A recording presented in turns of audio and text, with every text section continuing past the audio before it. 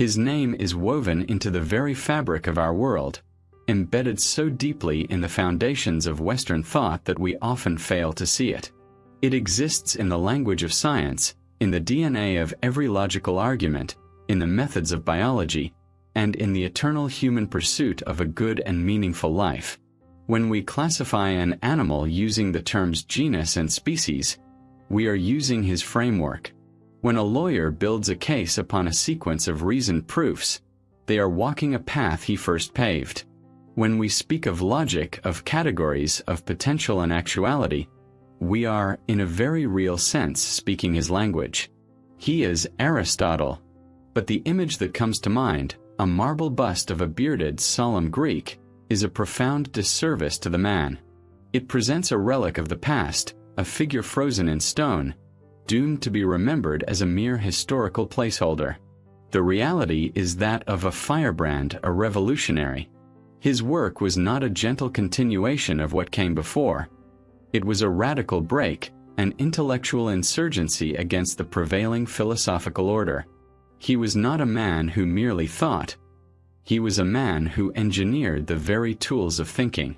He constructed an operating system for the human mind, a method for processing reality that would run, largely unchallenged, for 2 millennia. Before him, philosophy was a grand and often poetic conversation, a dance of beautiful, soaring ideas. After him, it became a science, a rigorous and systematic enterprise.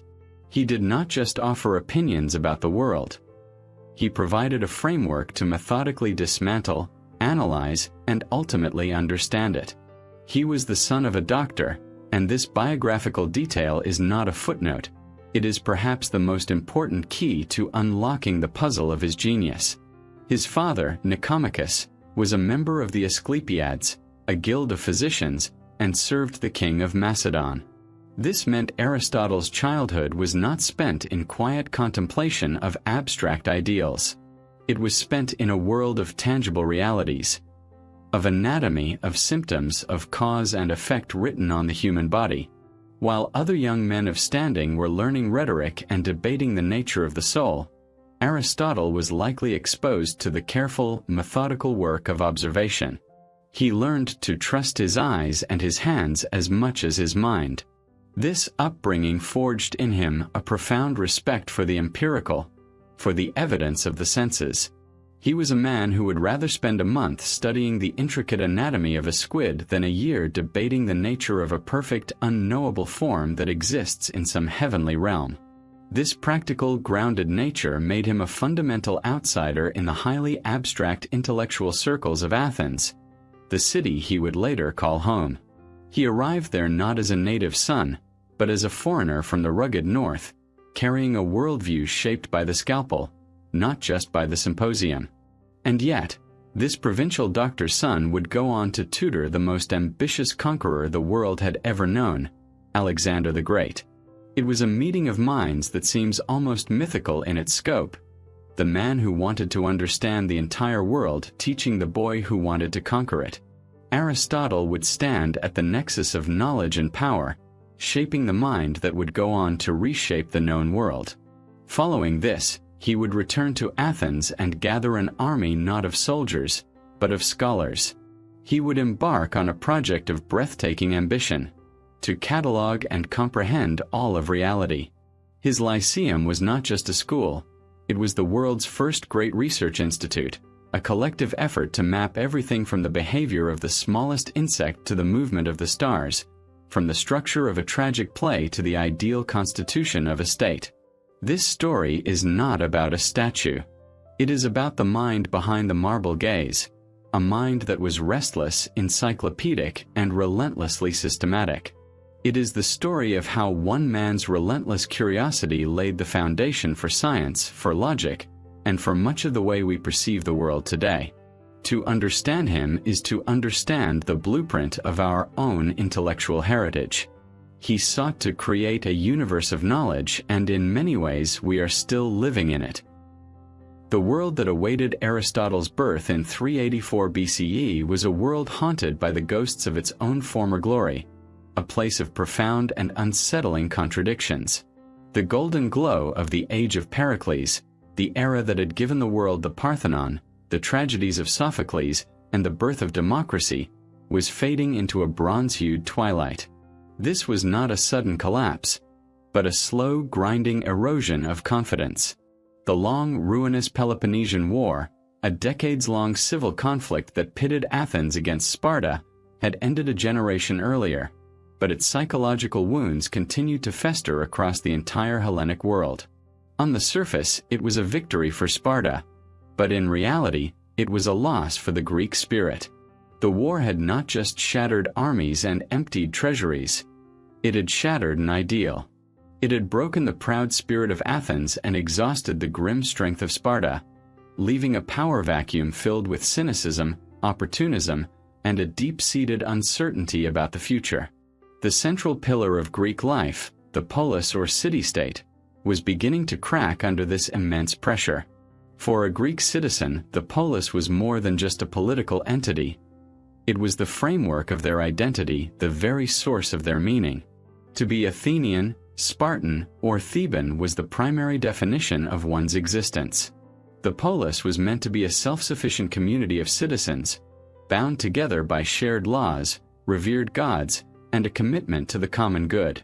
But the endless warfare had warped this ideal, turning these fiercely independent states into paranoid, self-interested rivals. Alliances shifted like sand in the wind, long-standing enmities gave way to temporary conveniences, and the social fabric within the cities began to fray. Mercenaries who fought for pay rather than patriotism became more common than citizen soldiers, a sure sign of civic decay.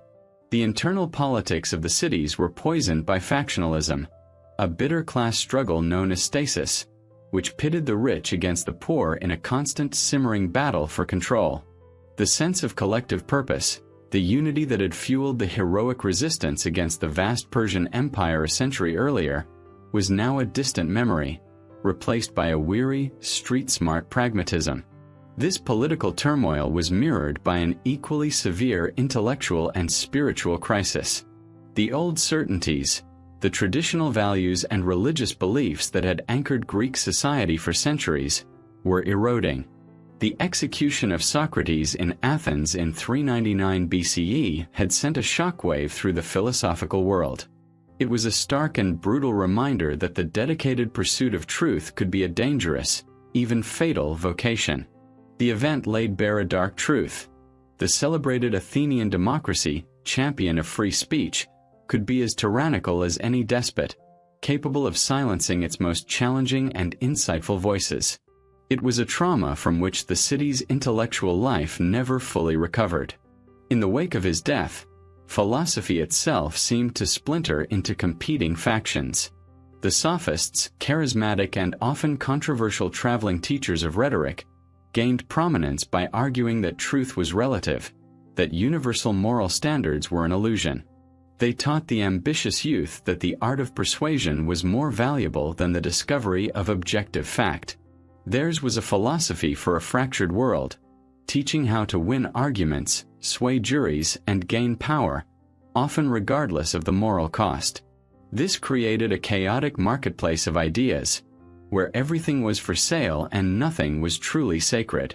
It was a world desperate for order, for a new system of thought powerful enough to make sense of the chaos. Plato, Socrates' most brilliant and devoted student, had offered one profound and influential answer.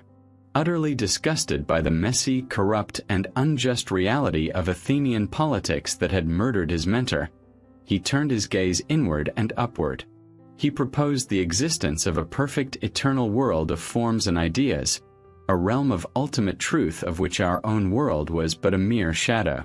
He argued that the only path to salvation, both for the individual and for the state, was through rigorous philosophical contemplation, escaping the prison of the deceptive physical world to glimpse the divine light of the good. His academy, founded outside the walls of Athens, was a sanctuary, a refuge for the mind in a time of profound political decay.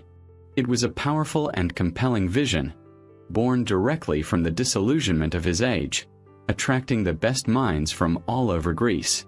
But it was an answer that, by its very nature, required a turning away from the world, not a deeper engagement with it. The Greek world was a patient on a sickbed, and Plato was prescribing a meditation on the nature of perfect health, rather than a direct hands-on examination of the disease itself. The stage was set, and the times were calling for a different kind of doctor, one with a different method entirely.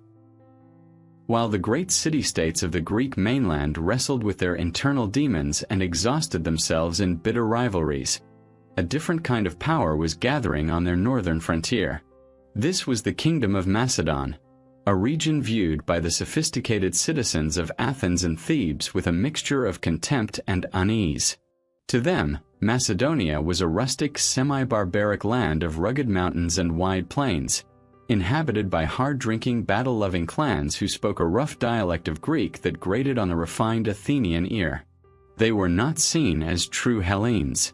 They were ruled not by the democratic assembly of a polis, but by a formidable, often volatile monarchy, where succession was as frequently determined by assassination as it was by inheritance. It was a place of raw, untamed energy, a world away from the philosophical discussions in the Athenian agora.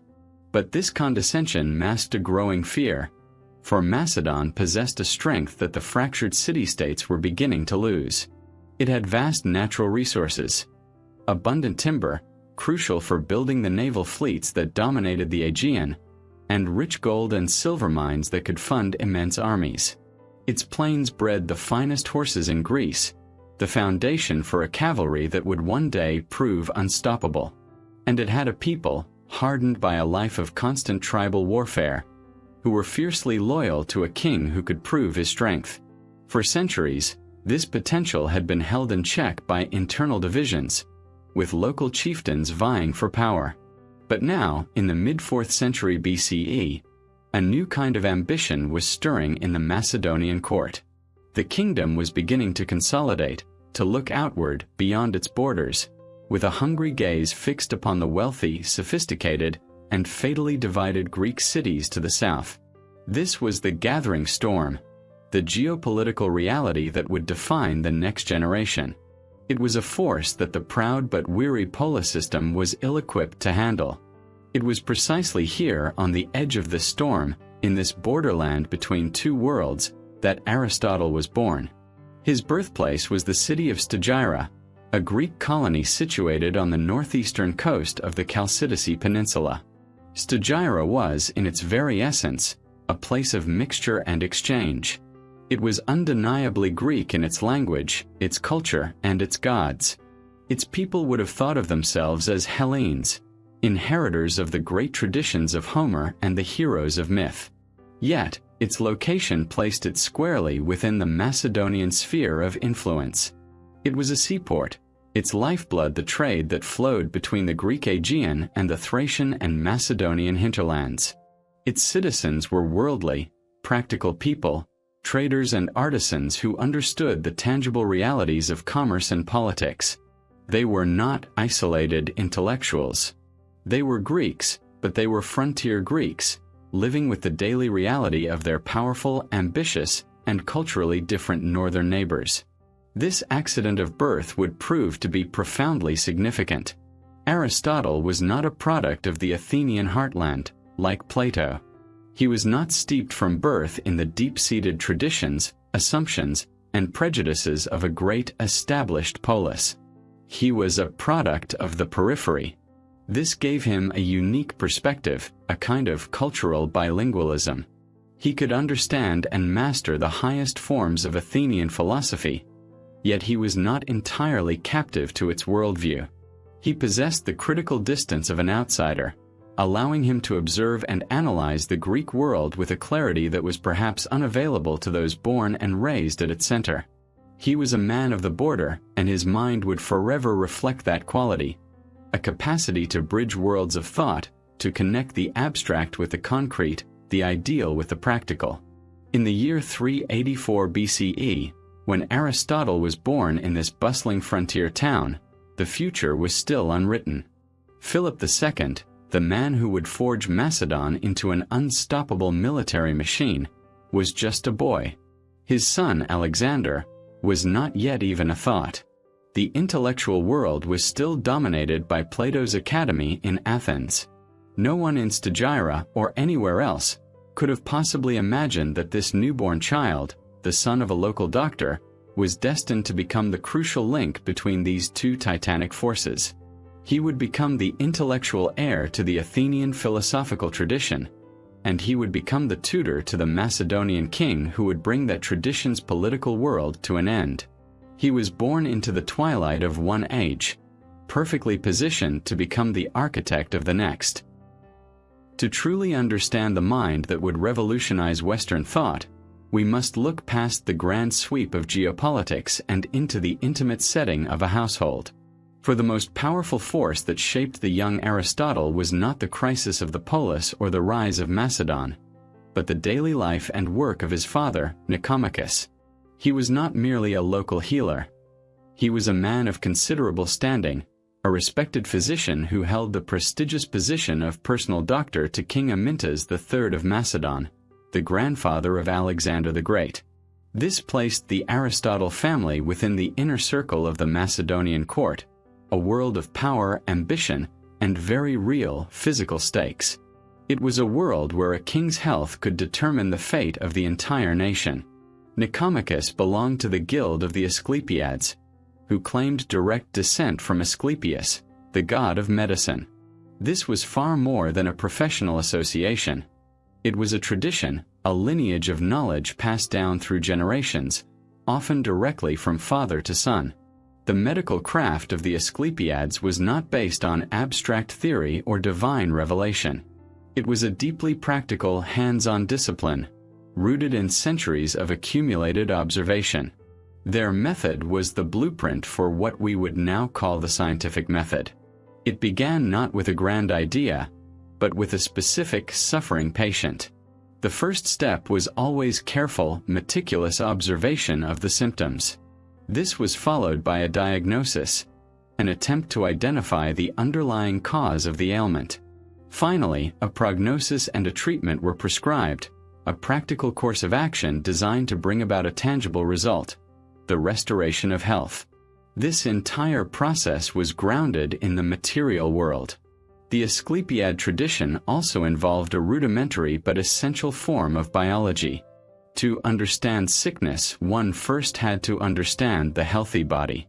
This meant studying anatomy, often through the dissection of animals, to learn how the parts of a living organism fit together and function as a whole. It meant studying botany, creating a careful classification of plants to distinguish between those that could heal and those that could harm. It was a world of specifics, of details, of empirical evidence. A doctor could not afford to be vague. His success or failure was written on the body of his patient. A mistaken theory could have immediate and fatal consequences.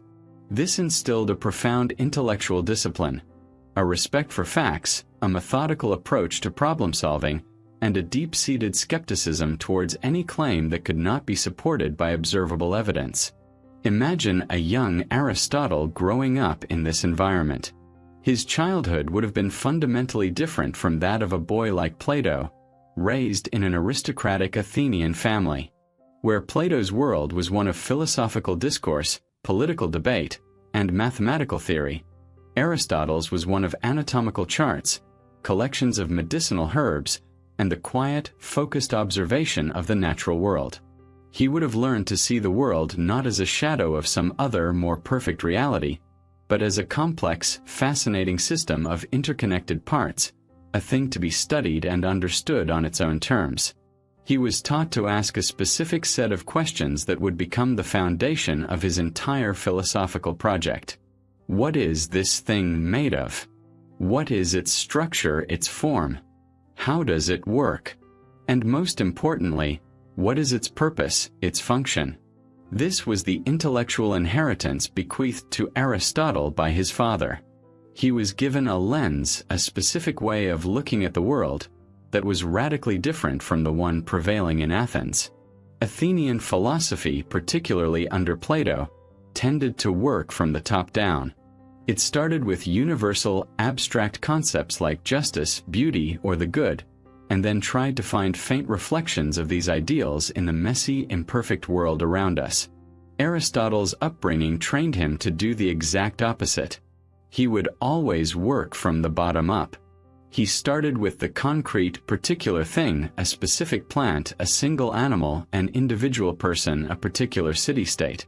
He would observe it, collect data about it, classify it, and only then, after accumulating a wealth of empirical evidence, would he attempt to draw more general conclusions about the category to which it belonged.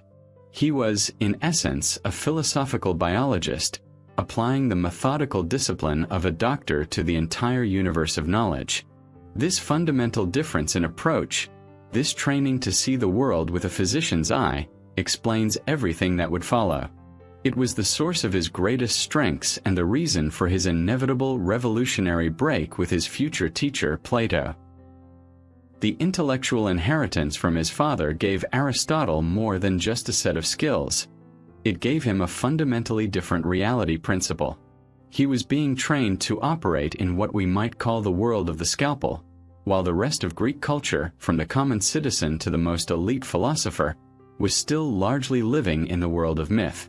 This created a profound cognitive dissonance, a clash of worldviews that would define his entire life's work. The world of myth seeks to explain reality through narrative, through overarching stories of gods, heroes, and cosmic forces. It operates from the top down. If a sailor is lost in a tempest, it is because Poseidon, the god of the sea, is angry. If a city is struck by plague, it is a punishment from Apollo. The explanation comes first, a grand, pre-packaged narrative, and the specific event is then fitted into it. It is a world rich with meaning, poetry, and moral drama, but it is a world that resists empirical investigation.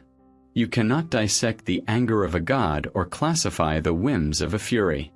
The world of the scalpel, the world of the Asclepiad physician, operates on the opposite principle. It works from the bottom up. It begins not with a myth, but with a phenomenon. It does not ask who is angry, but what is happening. A plague is not a divine curse to be appeased with sacrifice. It is a disease with symptoms to be catalogued, a pattern of transmission to be observed, and a potential physical cause to be located, perhaps in the water supply or the climate. A storm is not the rage of Poseidon, but a meteorological event driven by the observable properties of air, wind, and water. This approach is not interested in the moral drama, but in the functional mechanics. The scalpel is a metaphor for this entire mindset. It is the desire to cut through the surface of the narrative, to peel back the skin of myth, and to reveal the underlying anatomy of reality. It is the belief that the truth of a thing is not found in a story told about it, but in the intricate structure of the thing itself. This put the young Aristotle on a collision course with the very foundations of his culture's intellectual life. Even in the rarefied air of philosophy, the ghost of the mythical worldview remained powerful. Plato's theory of forms, while vastly more sophisticated than traditional myths, still operated on a similar top-down logic. For Plato, to understand any particular horse, you first had to have a concept of the perfect ideal form of horseness, which existed in a separate, heavenly realm. The physical horse you see before you was a mere shadow, an imperfect copy of this true reality. The ultimate explanation for the horse was not to be found within the horse itself, but in a pre-existing abstract blueprint. This was a philosophical worldview that inherently devalued the physical world. It taught that true knowledge could only be gained by turning away from the distracting and deceptive evidence of our senses. Aristotle's training pushed him in the exact opposite direction. To him, the idea of studying a horse by ignoring the horse itself would have been absurd. His instinct, forged by the medical tradition, would be to do the very opposite of turning away. He would want to get closer. He would observe its behavior, study its diet, and chart its anatomy. He would want to understand how its bones, muscles, and organs all work together to achieve a specific purpose, a telos, to be a healthy, functioning horse. For him, the horseness was not in some distant, abstract realm. It was fully present and realized in the living, breathing, physical animal. The truth was not a shadow from another world. It was right here in the blood, bone, and sinew of this one. This was a revolutionary and, to some, a profane idea. It was a radical declaration that the material world was not a prison for the soul, but a rich, endlessly fascinating text waiting to be read by anyone willing to look closely and carefully. This is the mind that is being forged on the frontiers of the Greek world. It is a mind that values data over dogma, observation over received wisdom, and function over poetic narrative. He is learning that to understand the whole, you must first have the courage and the patience to understand its smallest parts.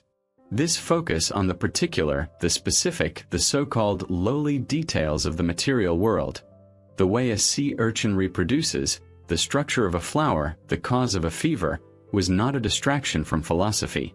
For Aristotle, this was philosophy. He was building a new foundation for knowledge, one built not on the shifting sands of myth or the ethereal clouds of pure abstraction, but on the bedrock of empirical reality. The scalpel was not just a tool for cutting flesh, it was becoming a tool for dissecting the universe. This constant exposure to the world of the scalpel, set against the backdrop of a world still steeped in myth, did more than just teach Aristotle a set of facts. It forged within him a complete and coherent mindset. It was a specific way of processing reality, an intellectual toolkit that he would carry with him for the rest of his life. This empirical mindset was composed of several core pillars, each one a direct consequence of his unique upbringing on the frontier of Greek civilization, in the household of a physician. The first pillar was a radical and relentless curiosity. This was not the passive wonder of a poet gazing at the stars, but the active, investigative curiosity of a doctor examining a patient. It was a deep-seated drive to understand not just that things are, but how they are. The world for him was not a stage for divine drama, but a vast, intricate machine, and he was consumed with a desire to take it apart, piece by piece, to see how it worked. While others were content with the explanation that a thing was simply the will of the gods, Aristotle was constitutionally incapable of stopping there. He had to ask the next questions. What are its parts? How do they interact? What processes govern its growth, its movement, and its decay? This was a curiosity that found the smallest details of the world to be as compelling as the grandest questions, seeing in the anatomy of a bee a puzzle as profound as the motion of the planets. The second pillar, supporting the first, was the absolute primacy of observation. For Aristotle, the final court of appeal for any claim about the world was not a sacred text, not a respected authority, not even a logically beautiful theory. It was simply the evidence of the senses. What can we see, hear, and touch? This principle seems simple to us now, as it forms the bedrock of modern science, but in his time it was a revolutionary stance. It demanded a profound intellectual humility, a willingness to abandon one's most cherished ideas if they conflicted with the observable facts. If your theory says that all animals with lungs give live birth, but you observe a creature with lungs that lays eggs, then your theory is wrong, no matter how elegant it might be. This commitment to observation meant that the physical world was not a source of deception, as it was for Plato, but the ultimate source of truth, the raw data from which all genuine knowledge must be built. The third pillar was a passion for classification. Faced with the overwhelming complexity and diversity of the natural world, Aristotle's instinct was not to be intimidated, but to organize. To understand the world, he first had to sort it. This taxonomic impulse is one of his most defining characteristics. He was a born classifier, creating systems and categories for everything he studied. He divided animals into those with red blood and those without, a distinction that roughly corresponds to our modern division of vertebrates and invertebrates. He classified political constitutions, rhetorical arguments, and even the forms of tragedy. For him, this was not just an academic exercise in tidiness. Classification was a fundamental act of cognition. It was the process of identifying the essential similarities and differences between things, of discerning the hidden patterns and structures that underlie the apparent chaos of reality. It was an attempt to create a rational map of the universe, a vast mental library where every piece of knowledge had its proper place. The fourth and final pillar, which integrated all the others, was his search for telos. This is a Greek word often translated as purpose, end, or function, but it's a richer concept than any of these alone. Having grown up studying living organisms, Aristotle saw that they were not random collections of parts. Each part existed for the sake of the whole. The heart's telos is to pump blood. The eye's telos is to see. The entire organism is driven by an internal principle to grow and mature into a fully realized version of itself. The telos of an acorn is to become a mighty oak tree.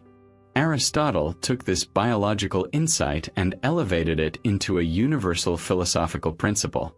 He believed that everything in the universe, from a falling rock to a human society, could be best understood by asking, what is its purpose? What is it for? This teleological worldview, this search for function and purpose, became the central unifying theme of his entire philosophical system. These four pillars, a radical curiosity, the primacy of observation, a passion for classification, and the search for telos, combined to create a mind unlike any other in the ancient world. This was the intellectual engine that had been forged in the practical, empirical environment of his youth. With this powerful and unconventional mindset now fully formed, a new chapter of his life was about to begin. The young man from the frontier was ready to journey to the center of the intellectual universe, to Athens, and bring his world of the Scalpel into the heart of the world of ideas. In the year 367 BCE, at the age of 17, Aristotle made the most consequential journey of his young life. He left his home in Stagira and traveled south to Athens. This was not a casual trip, nor was it a short one. It was a pilgrimage to the very heart of the Hellenic world, a long and arduous passage from the rugged, practical frontier to the sophisticated, theoretical center. He was leaving behind the familiar world of the Macedonian court, a world of physicians, soldiers, and kings, and heading towards a city that worshipped at the altar of the mind. He was an outsider, a resident alien or metoikos, not a citizen, and he was entering a city that was both intoxicatingly brilliant and notoriously insular. He arrived not as a conqueror, nor as a diplomat, but as a student, a seeker of knowledge, armed with little more than a formidable intellect and the unique empirical mindset forged in his youth. The Athens that greeted Aristotle was a city of dazzling contradictions. Its golden age of empire was over, a casualty of the Peloponnesian War.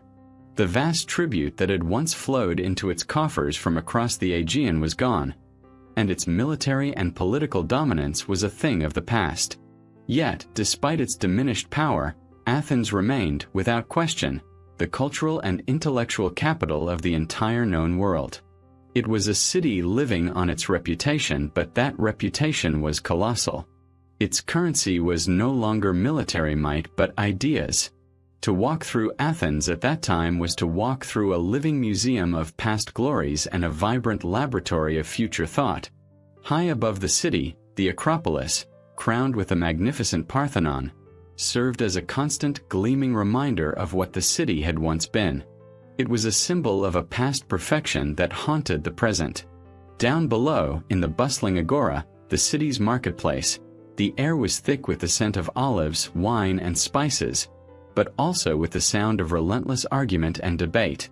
Here, goods were exchanged, but so were philosophies. In the shaded porticos and public squares, citizens gathered not just to discuss business or politics, but to dispute the nature of virtue, the meaning of justice, and the definition of the perfect state. This was a city addicted to talk, a place where the power of an idea and the elegance of an argument were deeply respected. Theaters still staged the great tragedies, gymnasia were filled with athletes and the philosophers who followed them, and the law courts buzzed with the intricate dance of rhetoric and reason. This was the environment Aristotle now entered. For a 17-year-old from a provincial town, it must have been an overwhelming experience. He was a foreigner, a Macedonian in the eyes of many Athenians, and his accent would have marked him as different. He came from a land of monarchies into the heartland of democracy. He came from a culture that valued practical results into a city that often seemed to prize the debate itself more than any conclusion. He would have felt the awe of a pilgrim finally reaching his sacred destination, but also perhaps the cool, analytical detachment of an outsider. He was there not to be absorbed, but to learn, to observe, and to understand. His ambition was clear and focused. He had come to study at the most famous, most prestigious, and most intellectually formidable school in the entire Mediterranean world, the Academy. Founded by Plato some 20 years earlier, the Academy was not a school in our modern sense.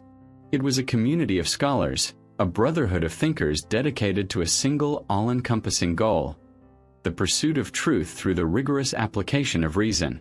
Its fame had spread far and wide, attracting the brightest young minds from across Greece and beyond.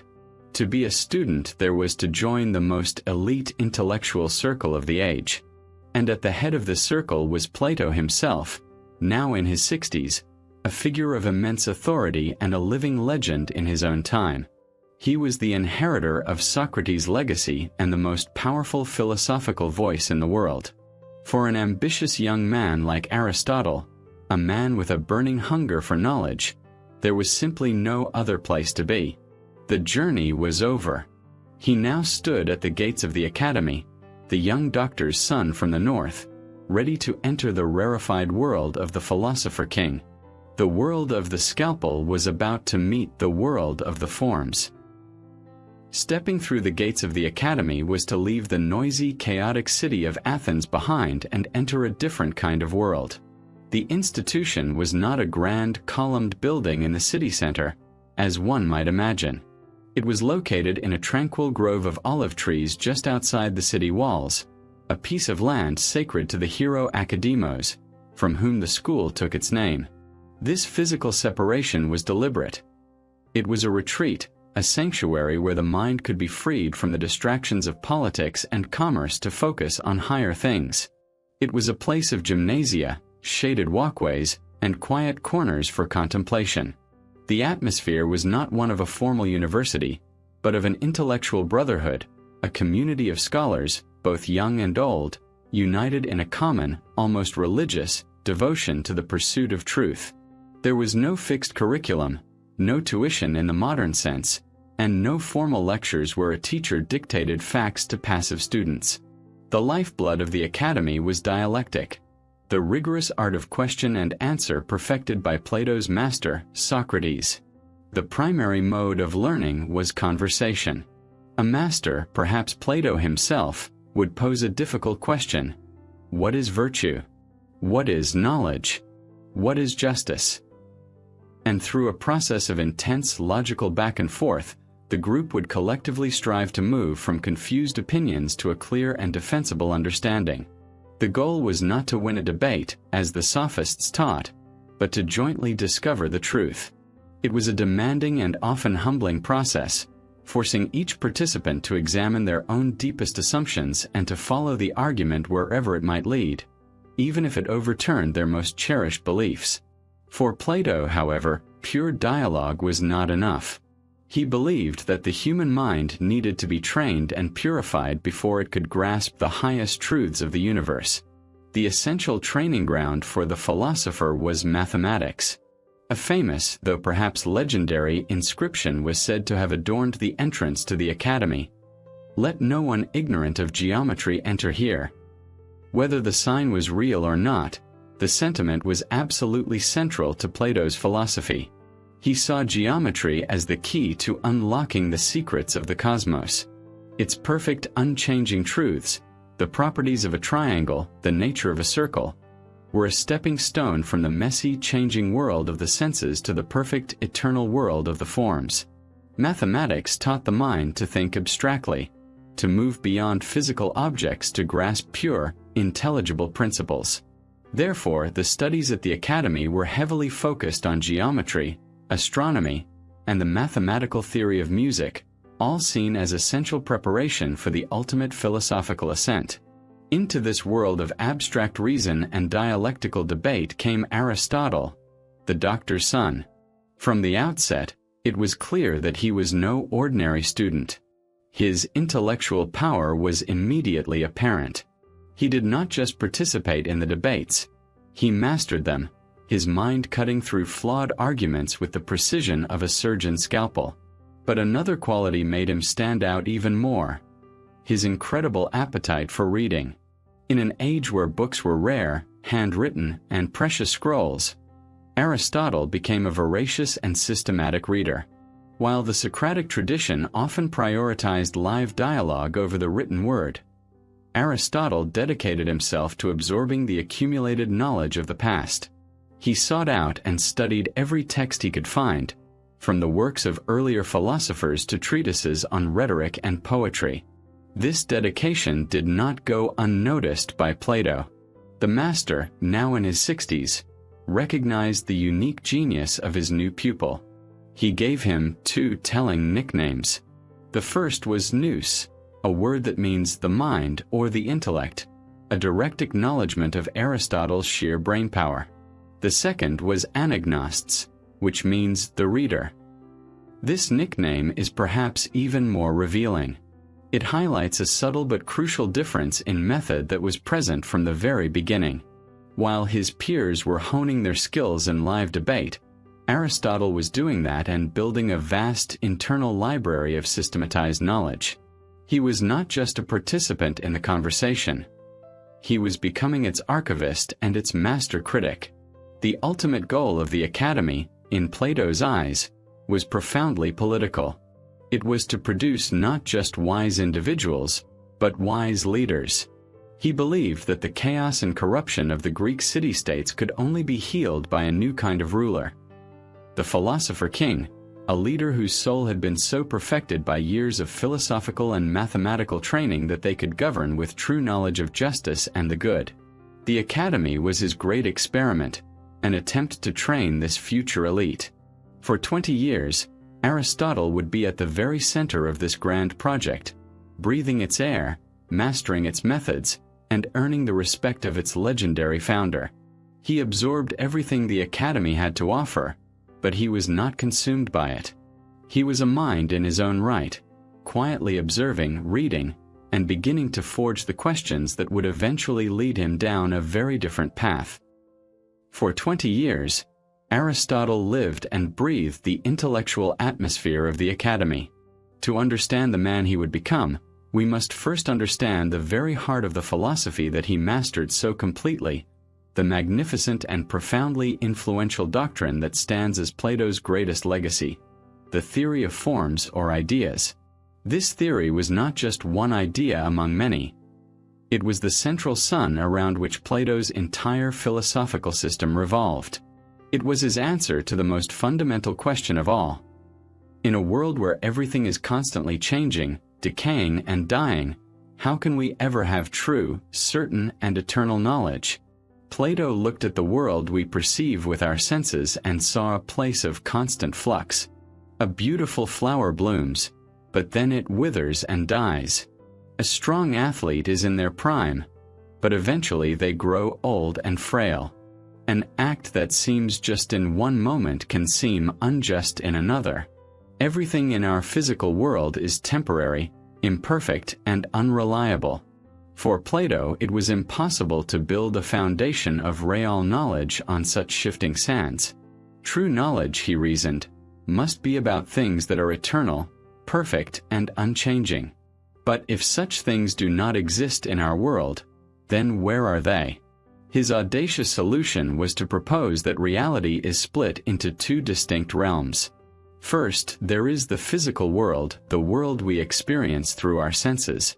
This is the world of appearances, of becoming and passing away. But this entire world, Plato argued, is not the real world. It is a world of shadows, a realm of imperfect copies. Above and beyond this physical world, there exists another realm, a higher reality accessible only through pure reason and the intellect. This is the intelligible world, the world of the forms or ideas, eidos in Greek. This is the realm of true being, a world that is eternal, perfect, and forever unchanging.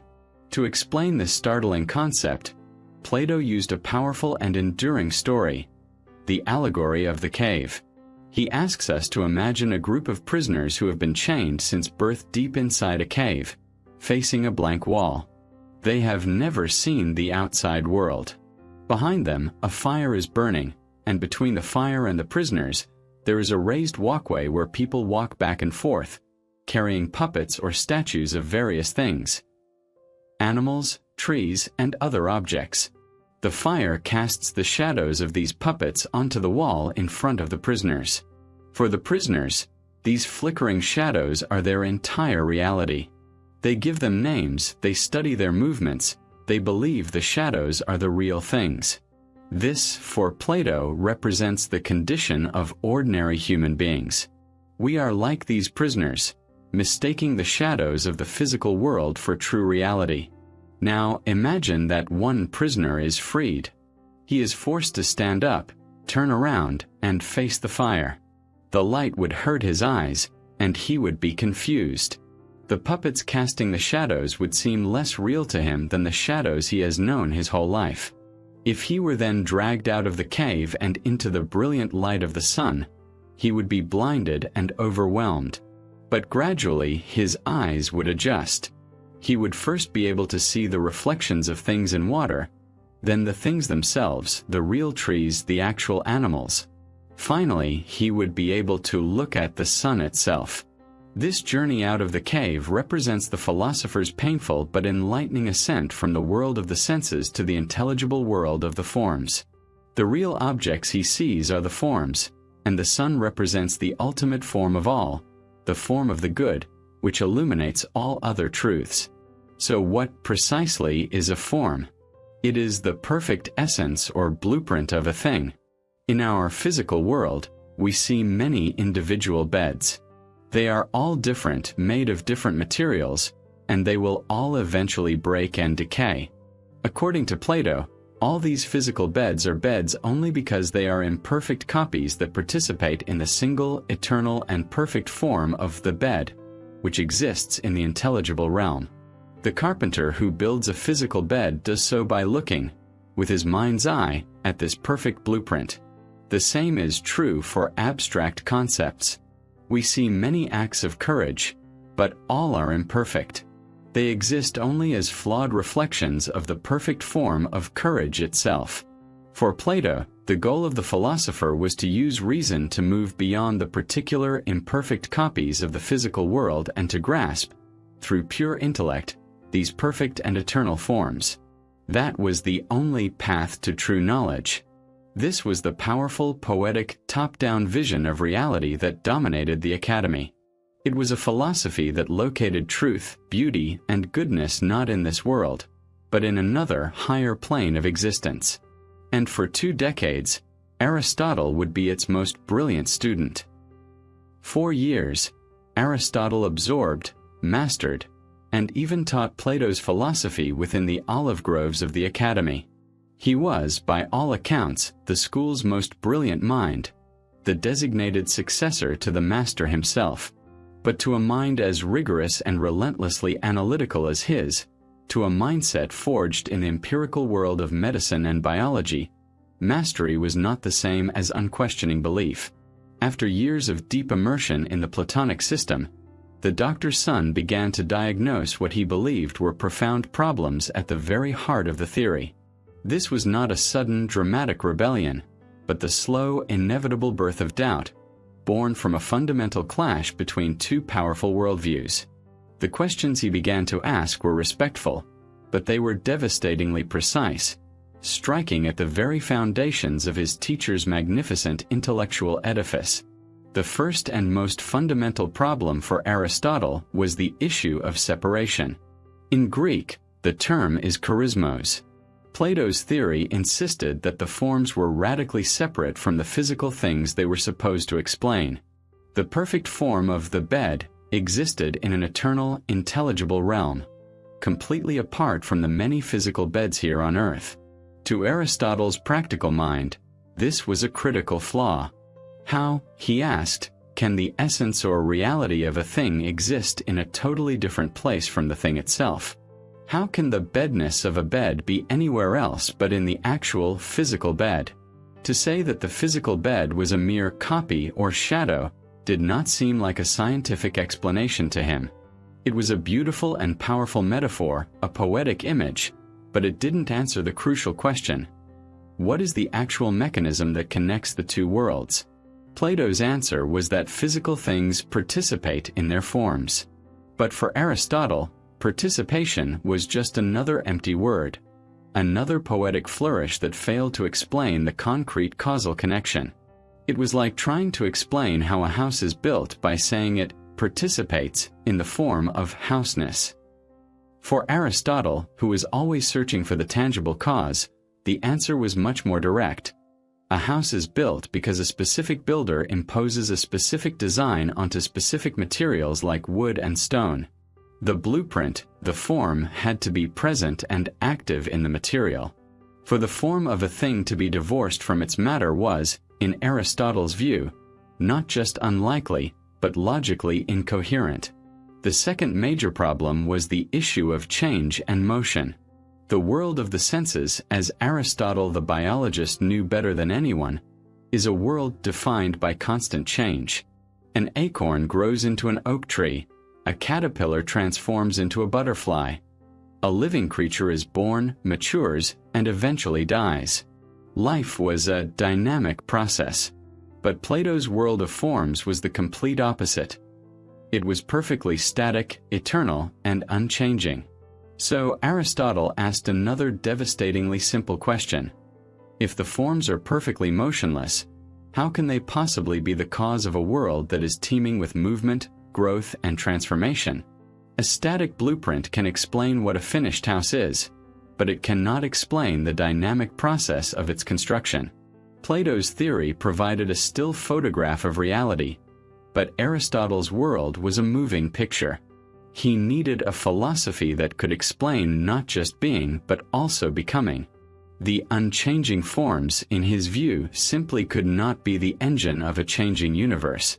Finally, Aristotle deployed a series of sharp logical critiques, the most famous of which is known as the third man argument. It is a subtle but powerful objection. The argument runs like this. According to Plato, to explain what a particular man has in common with all other men, we need a perfect form of man.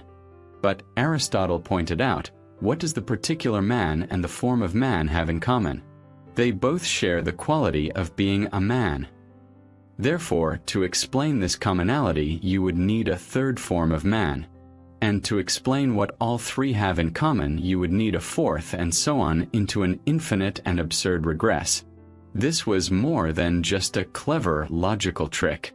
It was Aristotle demonstrating that the very logic of the theory, when followed rigorously, led to its own undoing. He was using the tools of reason, so prized at the Academy, to dissect the master's own creation. It is crucial to understand that this intellectual parting of the ways was not born of animosity. The evidence suggests a deep and abiding respect between the two men that lasted their entire lives.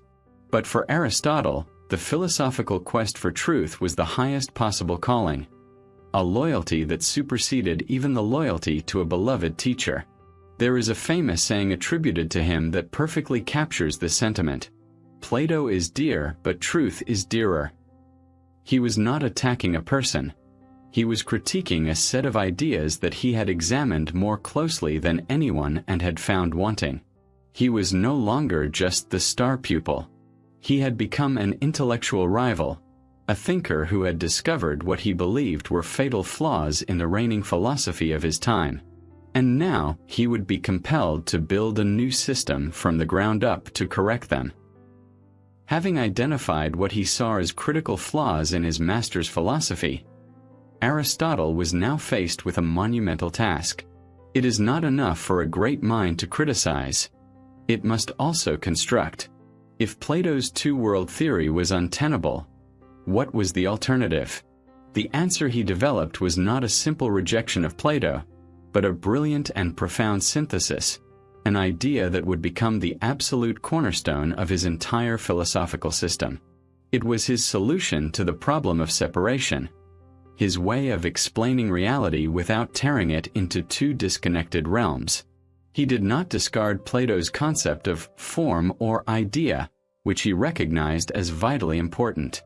Instead, he radically relocated it, bringing it down from the heavens and placing it firmly inside the physical world.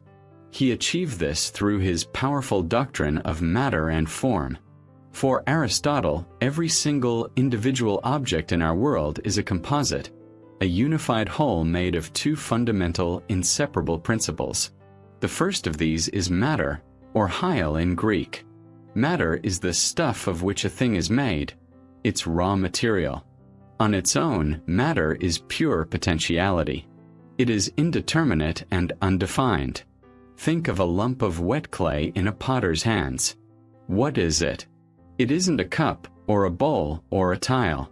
It is, for the moment, just clay, the potential to become any of those things. Think of a block of marble before the sculptor has touched it, or a pile of bronze waiting to be melted in a foundry. This is matter. The passive underlying substrate of reality, the principle of pure potential. The second principle is form, or morphe in Greek. Form is the structure, the essence, the organizing principle that makes the matter into a specific, identifiable thing. It is the active principle that shapes the potentiality of matter and makes it actual. It is the potter's idea of a cup that he imposes on the clay, giving it its shape, its function, its cupness. It is the sculptor's vision of a statue that turns the inert block of marble into a recognizable figure. It is the architect's blueprint that organizes a pile of bricks and timber into the functional structure of a house. The form is the thing's essence, it's what it is-ness. It is what allows us to look at a collection of materials and say, that is a chair, or that is a tree. Here now is Aristotle's revolutionary move, the great reconciliation that forms his answer to Plato. He argued that in the real world, matter and form are inseparable. You can never find one without the other. You can distinguish them in your mind for the purposes of analysis. You can think about the bronze separately from the shape of the shield, but you can never physically pull them apart. A shield is not just a lump of bronze, nor is it a disembodied shield shape floating in space. A real shield is always and only this particular form imposed on this particular matter. The individual object, the thing that we can actually touch and see, is an indivisible unity of both. Let us return to Plato's problem of the bed. For Plato, the form of the bed was in a separate, ideal realm. For Aristotle, this was unnecessary. A physical bed is simply a combination of matter, the wood, the straw, the fabric, and form, the specific structure and design that makes it a bed, allowing it to fulfill its function of being slept on. The form, the bedness, is not in another world. It is fully present in the wood and fabric, organizing it into a recognizable, functional object. This elegant solution completely dissolves Plato's problem of separation. The blueprint is not in a distant heaven. It is right here, embedded in the thing itself. This idea also held the seed of his solution to the problem of change and motion. By linking matter with potentiality and form with actuality, he introduced a dynamic relationship into the heart of reality. The block of marble represents potentiality. It can be a statue. The finished statue represents actuality. It is the realization, the actualization of that potential. Therefore, the process of change is simply the process of matter moving from a state of potentiality to a state of actuality, guided by a form. This is most clear in the world of biology, which was always Aristotle's primary inspiration. An acorn is a perfect example. Its matter is its physical composition.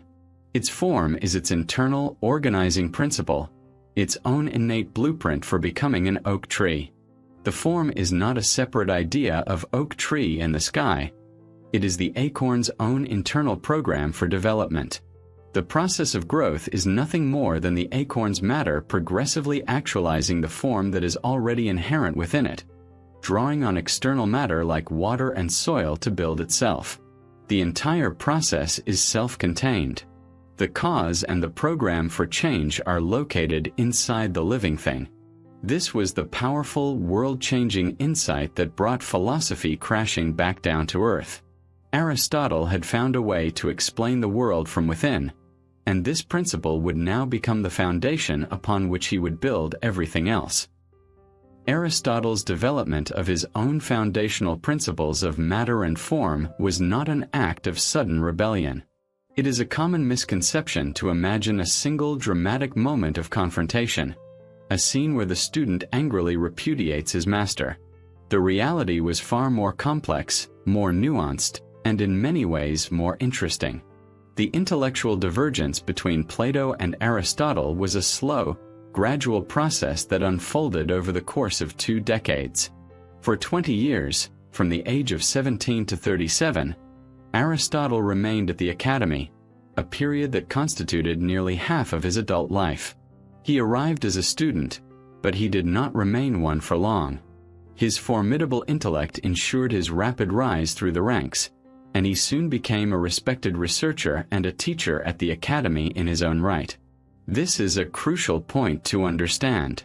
For many years, the 2 most powerful and comprehensive philosophical systems in the ancient world were developing simultaneously, under the same roof. The academy was not a dogmatic institution where students were expected to passively memorize the master's teachings. On the contrary, its entire ethos, inherited from Socrates, was built on the principle of critical inquiry and rigorous debate. Plato did not demand blind loyalty.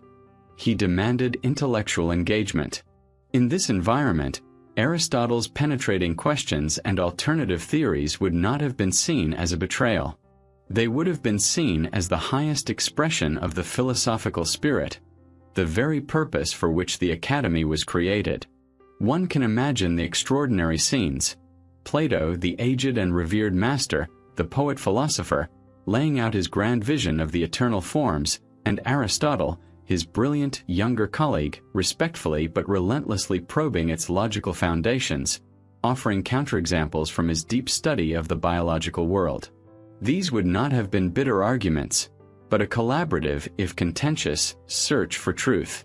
The intellectual life of the academy during this period must have been electric, charged with the creative tension between these 2 titanic minds.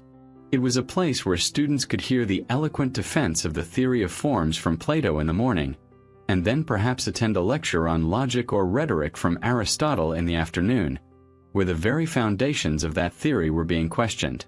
Aristotle began to attract his own circle of students and followers, young thinkers who were compelled by his empirical approach and his rigorous logic. He was no longer just Plato's star pupil. He was the leader of a rival intellectual movement that was growing within the very walls of the institution. During this time, Aristotle began to write. His first works, many of which are now lost, were literary dialogues written in the Platonic style. This shows his deep immersion in his master's methods. But even in these early works, traces of his own unique ideas were beginning to emerge. He was finding his own voice, honing the arguments that he would later develop in his great systematic treatises. He was teaching, writing, and debating, constantly testing his ideas against those of his master and his peers. This 20-year period was his intellectual crucible, the time in which his own philosophical system was forged in the fires of constant, high-level debate.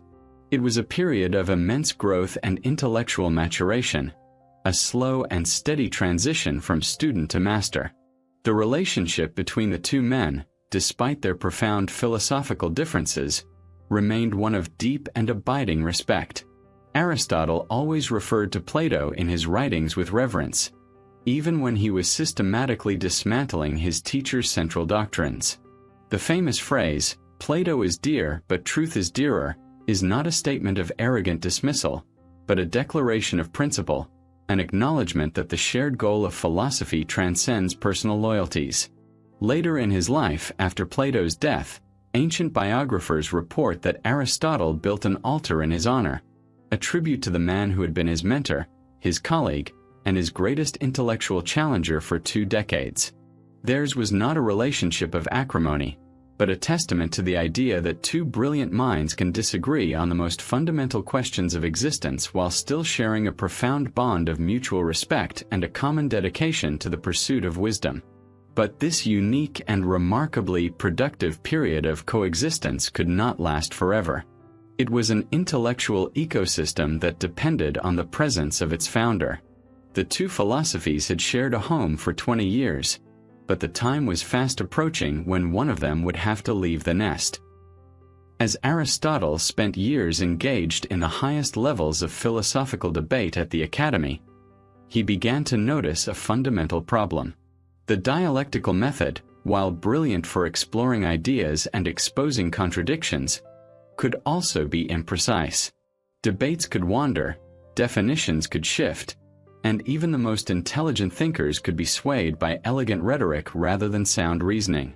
He saw that before one could even begin to answer the great questions of philosophy, what is reality, what is the good life, one first needed a clear and reliable method for thinking and arguing itself.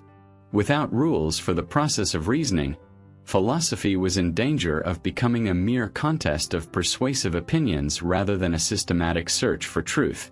He realized that knowledge required more than just brilliant insights. It required a mechanism for proof. Driven by this need for rigor, Aristotle undertook one of the most ambitious and original intellectual projects in human history. He invented the science of logic. He created a system so comprehensive and so foundational that it would remain the undisputed authority on the subject for over 2,000 years. His works on logic were later collected by his followers under a single title, the Organon. The name itself is profoundly revealing. Organon is the Greek word for a tool or an instrument. This is precisely how Aristotle saw his creation. Logic was not just another branch of knowledge like biology or ethics. It was the master tool, the essential instrument that every other science must use in order to function correctly. It was the universal grammar of reason, the set of rules that governed all correct thinking regardless of the subject matter. Before you could be a good scientist, a good statesman, or even a good philosopher, you first had to be a good logician. At the foundation of this new science was his theory of the categories. Aristotle sought to create a clear and unambiguous map of the relationship between language, thought, and reality. He asked a simple question: what are the most fundamental ways we can describe something? He identified 10 basic categories of predication. Substance, what a thing fundamentally is, e.g., a man or a horse. Quantity, how much or many. Quality, what kind it is.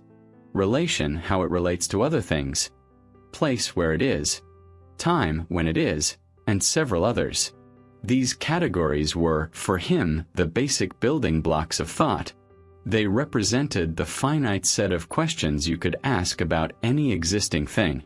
By classifying the types of predicates, Aristotle was bringing order to language itself, ensuring that when philosophers debated, they were at least starting with a common, clearly defined vocabulary.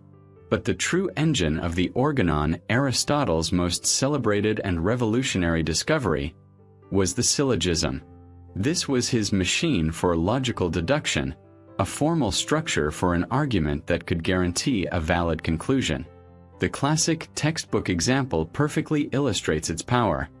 The argument begins with a broad, universal statement, the major premise: all men are mortal.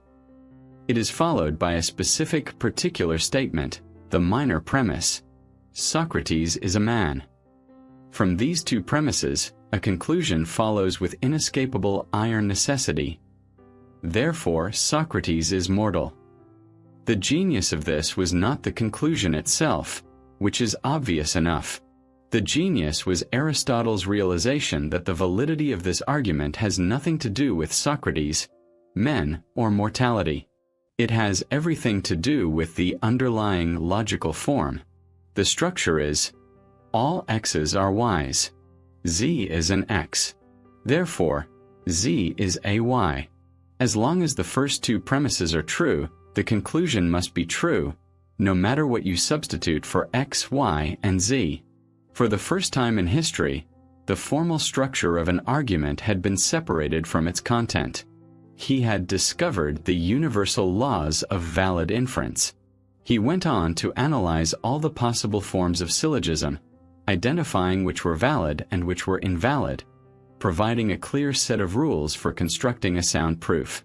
This was the ultimate purpose of the Organon, to create a method for establishing certainty. While Plato's dialectic was an exploratory art that aimed for a flash of intellectual insight, Aristotle's logic was a precise science for demonstrating proof. A true scientific statement, he argued, was not just a plausible story or a deeply felt intuition. It was a conclusion that could be rigorously demonstrated, a statement that could be shown to follow with logical necessity from self-evident first principles or reliable observations. With the creation of the syllogism, he now possessed an instrument of unprecedented analytical power. He had a tool that could be used to test the validity of any argument, to build chains of reasoning, and to construct entire systems of knowledge on a secure and logical foundation. He was no longer just a brilliant student with probing questions. He was an intellectual master builder, and he had just forged the most powerful tool in his toolkit.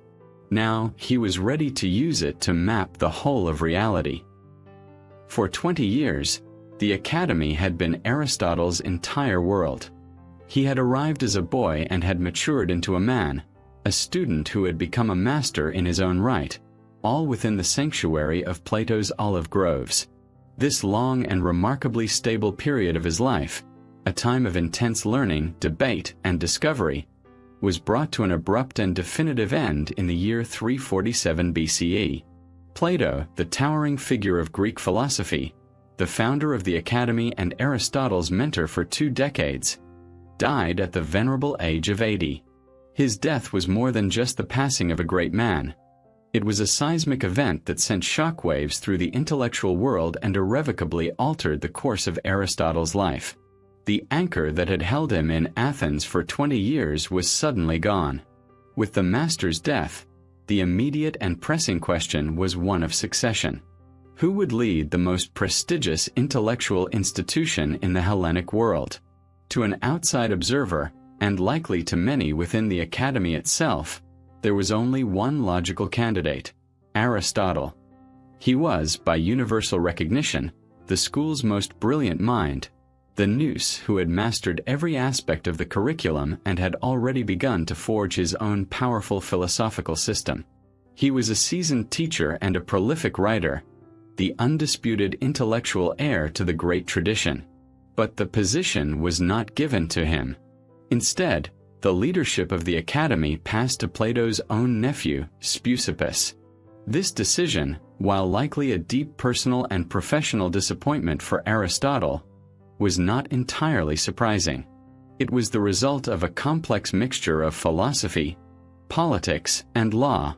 Philosophically, Speusippus was a far more conventional Platonist than Aristotle. In fact, he took Plato's ideas in an even more abstract and mathematical direction, emphasizing the study of numbers as the key to understanding reality. His vision for the Academy was to continue the master's work in its purest form. Aristotle, by contrast, was already seen as a radical innovator, a thinker whose focus on biology and empirical observation was pulling philosophy in a new and, to some, a dangerously unorthodox direction. To appoint Speusippus was to ensure the preservation of the Platonic flame. To appoint Aristotle would have been to risk seeing that flame transformed into something else entirely. Furthermore, there was a stark political and legal reality. Aristotle was not an Athenian citizen. He was a metoikos, a resident alien with deep family connections to the increasingly powerful and distrusted kingdom of Macedon. In a proud and insular city like Athens, the idea of a foreigner heading its most celebrated institution would have been unthinkable. The academy was not just a school. It was Athenian property. Speusippus was not only a citizen, but a direct relative of the founder. He represented continuity and legitimacy in a way that Aristotle, the brilliant outsider, simply could not. The choice was as much about politics and identity as it was about philosophical merit. For Aristotle, this was an unmistakable signal. The academy under Speusippus was no longer his intellectual home. The vibrant atmosphere of respectful disagreement he had enjoyed with Plato was unlikely to continue under a new leader who was ideologically committed to a path he had already rejected.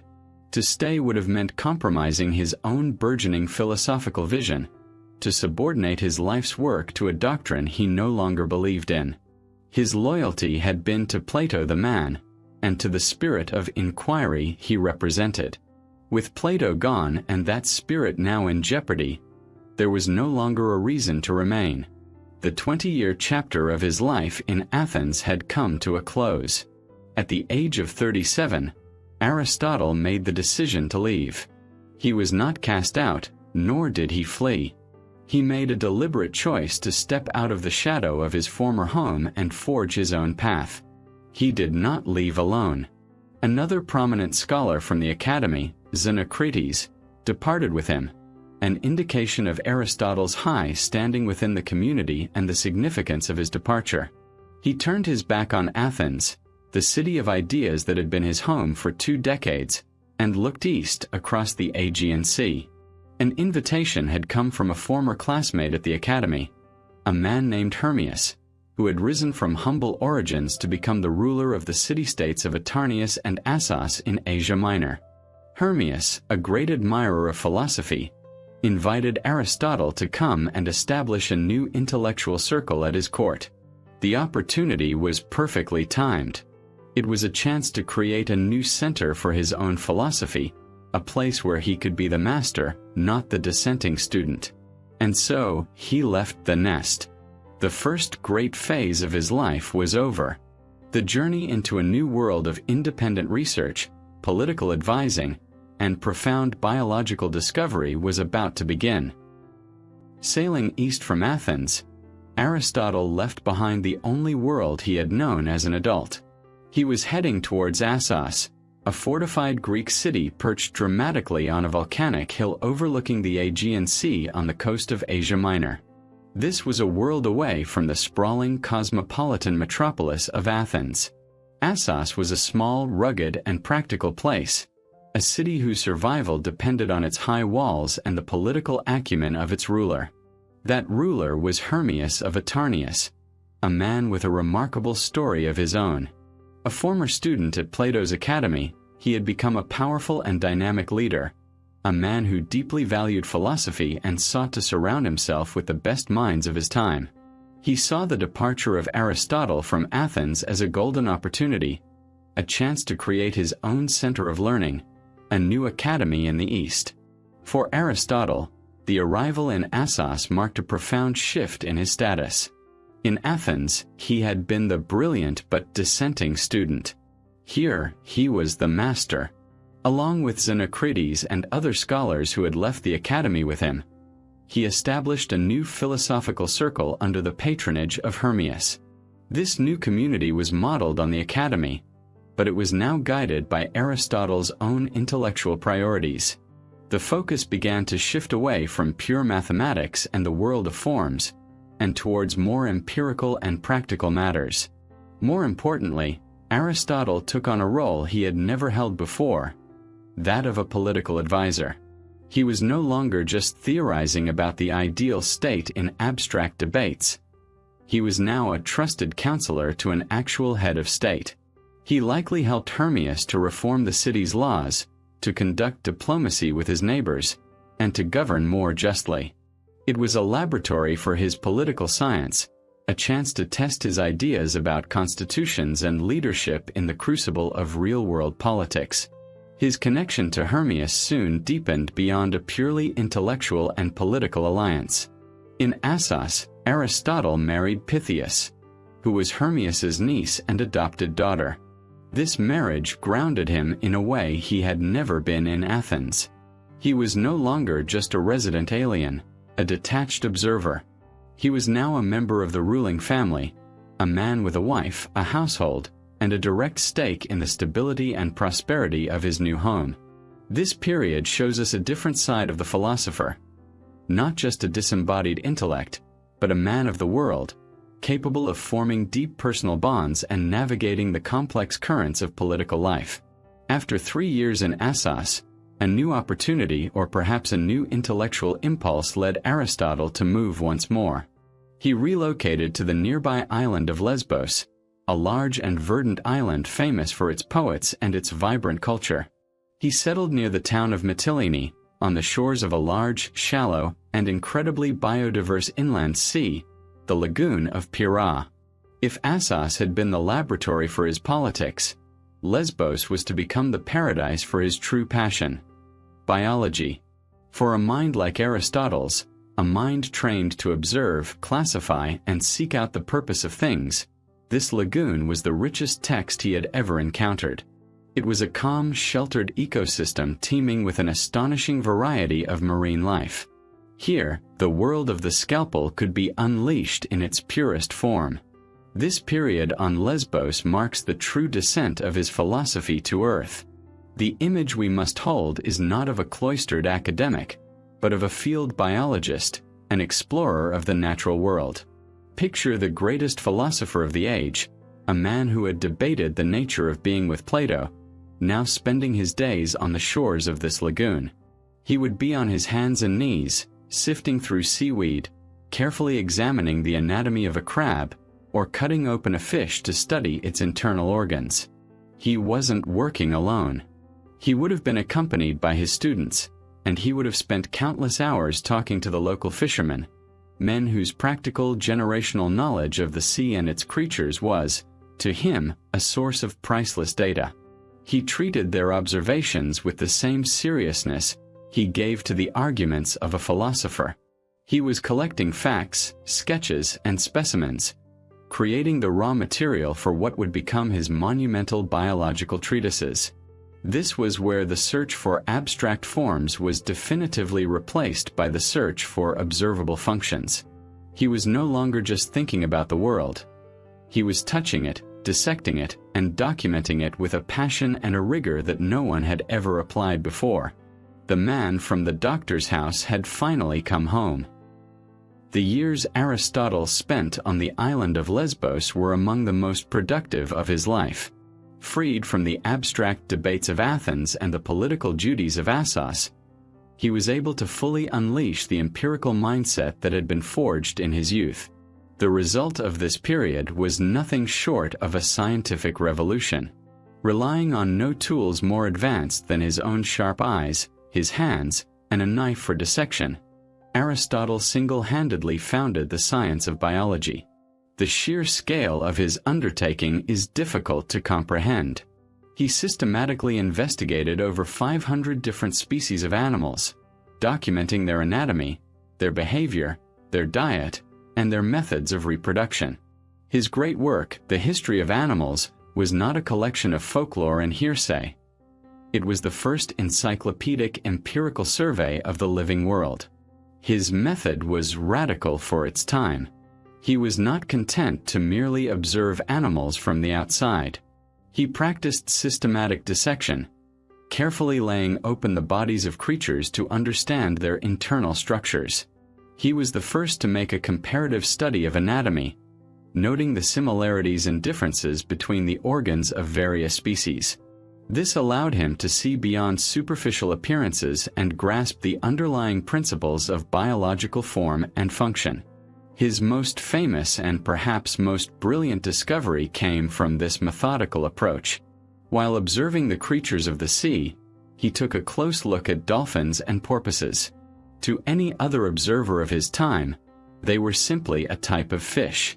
They lived in the water, they had fins, and they swam like fish. But Aristotle looked closer. He saw that they did not have gills. Instead, they surfaced to breathe air through a blowhole. He learned, perhaps by dissecting a stranded animal or by talking to fishermen, that they did not lay eggs. They gave live birth to their young, just as land mammals do. And he observed that the mothers nursed their calves with milk. Based on this wealth of observational data, he made a stunning conclusion. Dolphins, porpoises, and whales were not fish at all. They were mammals that had adapted to life in the sea. This was an act of pure scientific genius, a conclusion so far ahead of its time that it would be largely ignored and forgotten, only to be formally rediscovered by modern science nearly 2,000 years later. His keen eye uncovered secrets in every corner of the marine world. He was fascinated by cephalopods, octopuses, squids, and cuttlefish. He meticulously described their unique anatomy, their ability to change color for camouflage and communication, and their method of propulsion using a siphon. Most remarkably, he was the first person in history to describe the strange and complex reproductive behavior of the octopus. He observed that one of the tentacles of the male is different from the others and that it is used to transfer sperm to the female. This specialized limb is now known as the hectocaudal arm, and its function remained a mystery to other naturalists for centuries after Aristotle first documented it. His attention to detail was just as intense when he studied smaller, seemingly simpler creatures. He examined the intricate five-sided mouthparts of the sea urchin, a complex apparatus of tiny teeth and muscles used for scraping algae off rocks. His description was so precise and so memorable that to this day, that entire structure is still known in biology as Aristotle's lantern. To have your name immortalize a part of an animal's anatomy is a testament to the sheer power of your observation.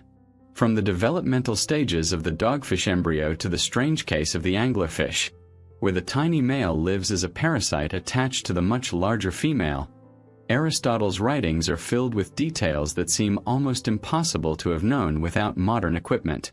But he was not just a collector of fascinating facts. He was a systematizer, always seeking the underlying order. Based on his vast research, he constructed the first great classification of the animal kingdom. His most fundamental division was between animals with blood, the anima, and those he perceived as being without blood, the anima.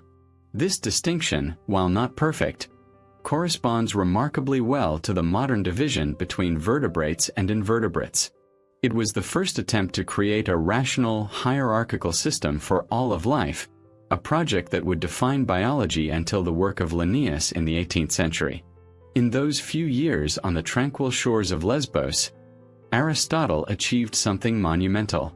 He demonstrated that the living world was not an arbitrary collection of creatures, but an ordered, intelligible system that could be understood through careful observation and logical analysis. He had applied his Organon, his tool for reasoning, to the text of nature itself. But this idyllic period of pure research was not destined to last. A message was coming from the north, an invitation that would pull him away from his beloved marine life and place him at the center of the greatest political and military enterprise of the age.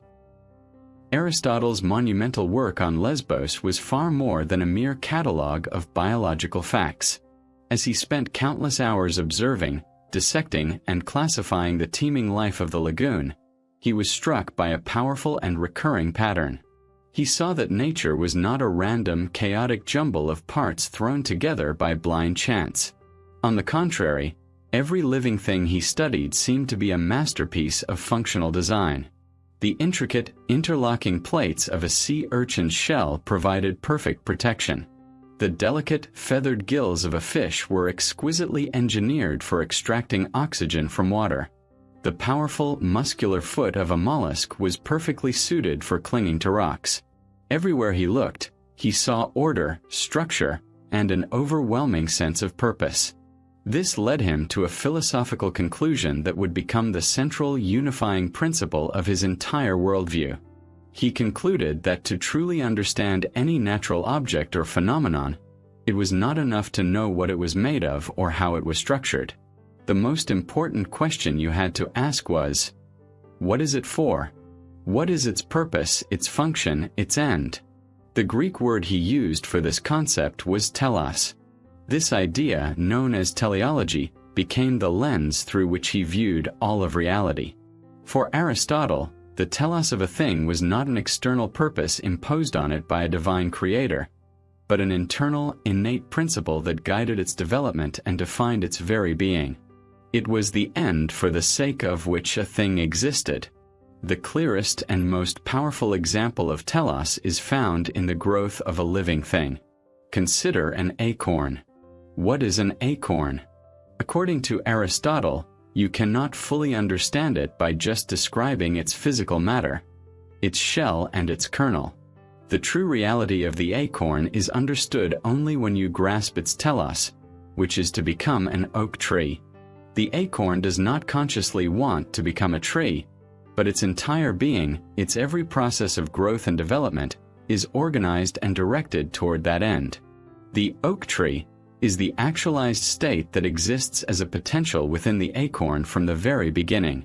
This internal, goal-directed nature was, for Aristotle, the definitive feature of life. This stood in stark contrast to the theories of other Greek philosophers, like the atomist Democritus, who argued that everything was the result of the random collisions of tiny, purposeless atoms. For Aristotle, the sheer complexity and consistency of biological organisms made the explanation of pure chance seem utterly absurd. He famously argued that it was more likely for the words of a great poem to assemble themselves by chance than for a complex organ like the eye to form through the random concourse of atoms. The intricate way in which the parts of the eye work together to achieve a single, clear function, the telos of seeing, was for him undeniable evidence of a rational, purposeful principle at work in the universe. From this insight, he derived his most famous maxim, a phrase that serves as the motto for his entire philosophy of nature: nature does nothing in vain. This meant that in a healthy, natural organism, there are no superfluous parts, no wasted efforts. Every feature of a creature, from the webbed feet of a duck to the sharp beak of a hawk, exists for a reason. Each part serves a function that contributes to the well-being and flourishing of the organism as a whole. This teleological principle gave Aristotle a powerful tool for investigation. When faced with a strange or puzzling anatomical feature, he could now ask, "What is this for?" and be confident that a rational answer could be found. He was so profoundly impressed by the evidence of telos in the biological world that he extended the principle to encompass the entire cosmos. It became the key to understanding everything. For Aristotle, even inanimate objects had a telos. The telos of a heavy rock was to be at the center of the universe, which he believed to be the earth, which is why it naturally falls downwards. The telos of a spark from a fire is to be in the fiery upper regions of the heavens, which is why it naturally flies upwards. He would later apply the same thinking to human society. The telos of a city-state is not mere survival, but to provide an environment where its citizens can live a good life and fulfill their potential as rational beings. The insights he had gained while sitting on the shores of Lesbos, studying the humble creatures of the sea, had given him what he believed was the master key to unlocking the secrets of the universe. He now saw a cosmos that was not a random accident, but a grand, ordered, and intelligible system, a hierarchy of nested purposes all striving towards their own form of completion. But just as he was consolidating this profound vision, his own telos was about to take an unexpected turn. A call was coming, a summons from the most powerful king in the world, who would ask Aristotle to apply his deep understanding of purpose and potential to the task of shaping the most consequential human being of the age. The image of a great philosopher is often that of a solitary figure, a disembodied intellect detached from the ordinary concerns of human life. But to truly understand Aristotle the man, we must briefly step away from his monumental scientific and philosophical work and look at the life he built for himself, a life of deep personal relationships, family, and responsibility. During his time in Assos, as we have seen, His life was transformed by his marriage to Pythias, the niece and adopted daughter of his friend and patron, Hermias. This was a union that grounded him, giving him a family and a home. Together they had a daughter, whom they also named Pythias, in honor of her mother. While the intimate details of their life together are lost to history, the evidence that survives suggests a relationship of genuine love and profound respect. The most touching and powerful testament to this comes from Aristotle's own will, a remarkable document written many years later, near the end of his life. In it, long after his first wife had passed away, her memory was still clearly a powerful presence in his mind. He gave explicit and tender instructions concerning her. He decreed that wherever he was to be buried, the bones of his beloved Pythias were to be exhumed and laid to rest in the same tomb, side by side with his own. This was an act of extraordinary devotion, a final and eternal reunion. In an age when marriage was often a purely practical or political arrangement, Aristotle's desire to be united with his wife in death speaks volumes about the depth of their bond in life. Pythias, however, died relatively young, leaving Aristotle a widower with a young daughter to care for. Sometime after her death, he began a new long-term relationship with a woman named Herpyllis. She was a native of his hometown, Stagira, a connection that perhaps brought him a sense of comfort and familiarity. While she was not his legal wife, the laws regarding citizenship and marriage were complex, and he may not have been able to formally marry her. She was, by all accounts, his devoted companion and the mistress of his household for the remainder of his life.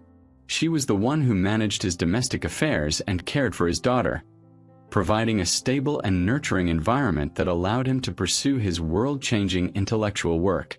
With Herpyllis, Aristotle had a son, whom he named Nicomachus, in honor of his own father. This act of naming was a powerful tribute, a way of continuing the lineage of a man whose influence had so profoundly shaped him. This son, Nicomachus, would grow up in the shadow of his brilliant father, and it is to him that Aristotle's most famous work on ethics is traditionally believed to be dedicated, and perhaps even edited by him after his father's death, the landmark text we know today as the Nicomachean Ethics. This provides a direct and beautiful link between Aristotle's personal life as a father and the intellectual legacy he bequeathed to the world. Aristotle's will reveals even more about his character. He showed himself to be a meticulous and deeply caring father and head of his household. He made careful provisions for both of his children, ensuring their financial security and well-being. He gave specific instructions for the marriage of his daughter, Pythias, entrusting her care to his chosen executors and ensuring she would be given a worthy dowry. His concern extended to his entire household. This brings us to the complex and difficult subject of slavery. Like virtually all thinkers of his time, Aristotle accepted slavery as a natural and necessary part of society, a view that is morally indefensible to modern eyes. His philosophical justifications for it are a stain on his legacy. Yet, his personal actions, as detailed in his will, seem to show a humanity that went beyond the grim logic of his theories. He explicitly forbade his executors from selling any of the slaves who had served him. Furthermore, he granted several of them their freedom outright upon his death. This does not excuse his philosophical position, but it presents us with a more nuanced picture. A man whose personal decency and gratitude towards those who cared for him were, perhaps, at odds with the harshness of his own abstract justifications. This brief glimpse into his private world reveals a man of deep affection, enduring loyalty, and profound responsibility. He was not an aloof thinker, but a loving husband, a caring father, and a humane master by the standards of his day. This portrait of Aristotle the man, grounded in the realities of family, love, and loss, provides a crucial context for the towering intellect of Aristotle the philosopher. It is this complete person, a man of both mind and heart, who would now receive a summons that would once again change his life and the course of history itself. In the year 343 BCE, while Aristotle was deeply immersed in his biological research on the tranquil shores of Lesbos, the political landscape of the Hellenic world was being violently reshaped. The gathering storm in the north, which had been a distant threat during Aristotle's youth, had now broken with full force. King Philip II of Macedon, a man of ruthless ambition and brilliant military genius, had spent the last decade transforming his rustic kingdom into the most formidable power in the region. Through a masterful combination of diplomacy, bribery, and brute force, he had unified the warring clans of Macedon, secured his borders, and exploited the rich resources of his land. Most importantly, he had forged a new kind of army, a professional fighting force centered on the unstoppable power of the Macedonian phalanx. One by one, the Greek cities to the south, weakened by their endless infighting, had either been conquered by Philip's armies or intimidated into uneasy alliances. The age of the independent polis was dying, and a new age of empire was dawning. Philip was more than just a brilliant general. He was a shrewd statesman with a grand, audacious vision. He sought to unite the perpetually quarreling Greek states under his leadership, not merely for the sake of conquest, but for a higher purpose: to lead a unified Hellenic army on a great crusade of revenge and liberation against the vast Persian Empire, the ancient enemy of all Greeks. Philip, though viewed by many Athenians as a barbarian, saw himself as a true Hellene, the man destined to fulfill a pan-Hellenic dream. And central to this grand ambition was his son and heir, a boy who would one day have to command this new world order. His son was a 13-year-old named Alexander. The boy was already showing signs of immense promise. He was fiercely intelligent, charismatic, and possessed a burning ambition that rivaled even his father's. But he was also wild, passionate, and headstrong. Philip knew that military training was not enough. To rule the world, his son needed not just the heart of a lion, but the mind of a philosopher. He needed the best education money could buy, and he needed the greatest teacher of the age. He sent a message to Aristotle. The invitation was a summons to the Macedonian capital of Pella to become the royal tutor to the heir of the kingdom. The question is, why Aristotle? There were dozens of famous sophists and philosophers in Athens who would have leapt at the chance. But Philip's choice was both personal and deeply strategic. Firstly, Aristotle had a long-standing and trusted connection to the Macedonian court. His father had been the royal physician to Philip's own father. He was not a suspicious Athenian democrat who might fill his son's head with dangerous ideas about liberty. He was the son of a loyal servant, a man who understood the nature of a monarchy. Secondly, by this time, Aristotle's reputation as the most brilliant and encyclopedic mind of his generation was firmly established. Plato was dead, and Aristotle was now, without question, the greatest living philosopher. Philip, a man who always sought the best tools for the job, whether it was a new siege engine or a new teacher, simply wanted the best.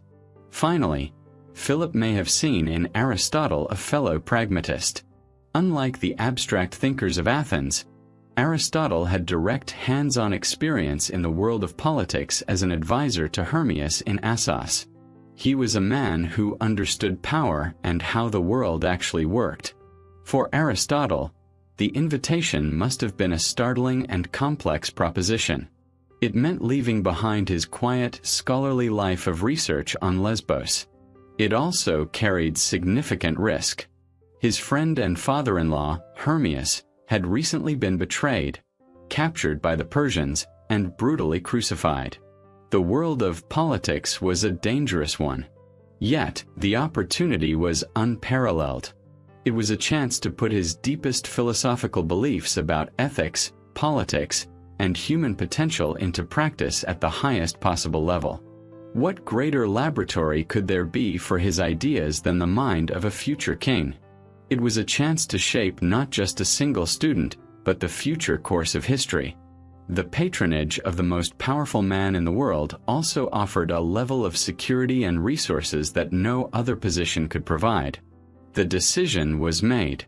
At the age of 41, Aristotle packed his scrolls, left the shores of the Aegean, and made the journey north to Pella. He was trading the quiet observation of marine life for the intense, high-stakes world of a militaristic royal court. He was stepping away from his life of pure research and onto the grand stage of world history. He was about to undertake the most ambitious and consequential educational project ever conceived, to mold the mind of the passionate, brilliant, and volatile boy who would one day be known to the world as Alexander the Great. The education of the future king was not to take place in the cold, formal rooms of the royal palace at Pella. At Aristotle's suggestion, King Philip established a special school in a place called Mysa, a tranquil sanctuary dedicated to the nymphs. Here, amidst the coolness of shaded caves, whispering plane trees, and fresh running streams, the 13-year-old Alexander and a select group of other sons of Macedonian nobility would begin their studies. The setting was intentionally idyllic, a place where the young minds could be shaped away from the political intrigues and military bustle of the capital.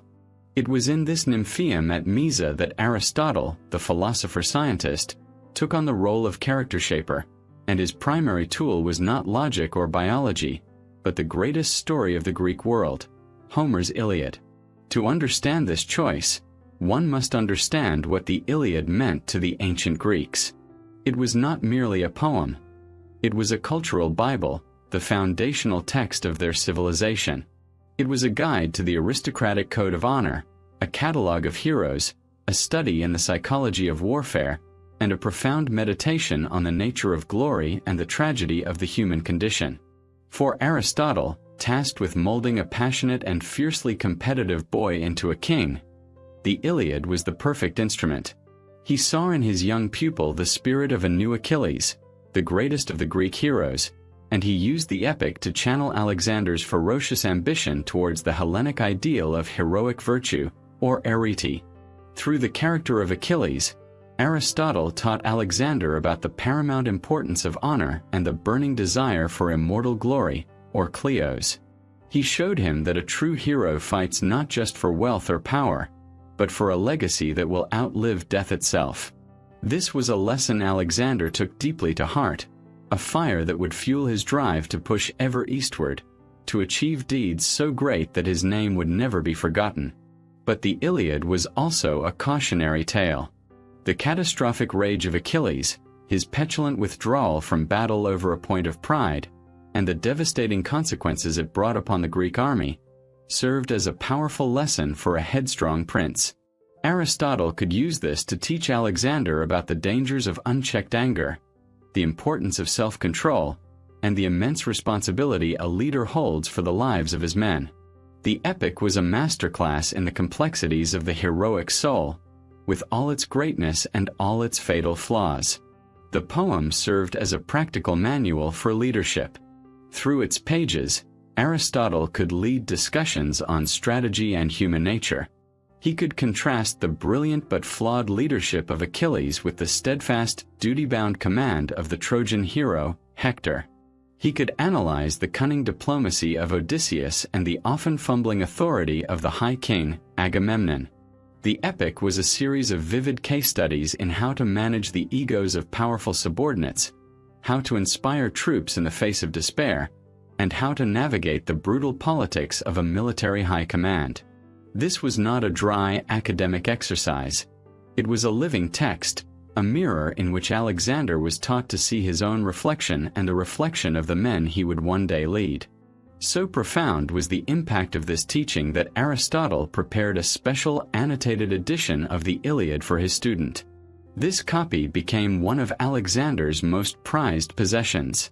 Ancient sources tell us that he carried it with him on all of his campaigns into Asia, keeping it in a costly and beautiful casket that he had captured from the Persian king, Darius. This version became known as the casket copy. It was said that Alexander slept with this scroll under his pillow every night, alongside his dagger. The two objects, the poem and the blade, perfectly symbolized the two halves of his identity that Aristotle was forging: the warrior and the cultured Hellene. Of course, the curriculum extended beyond Homer.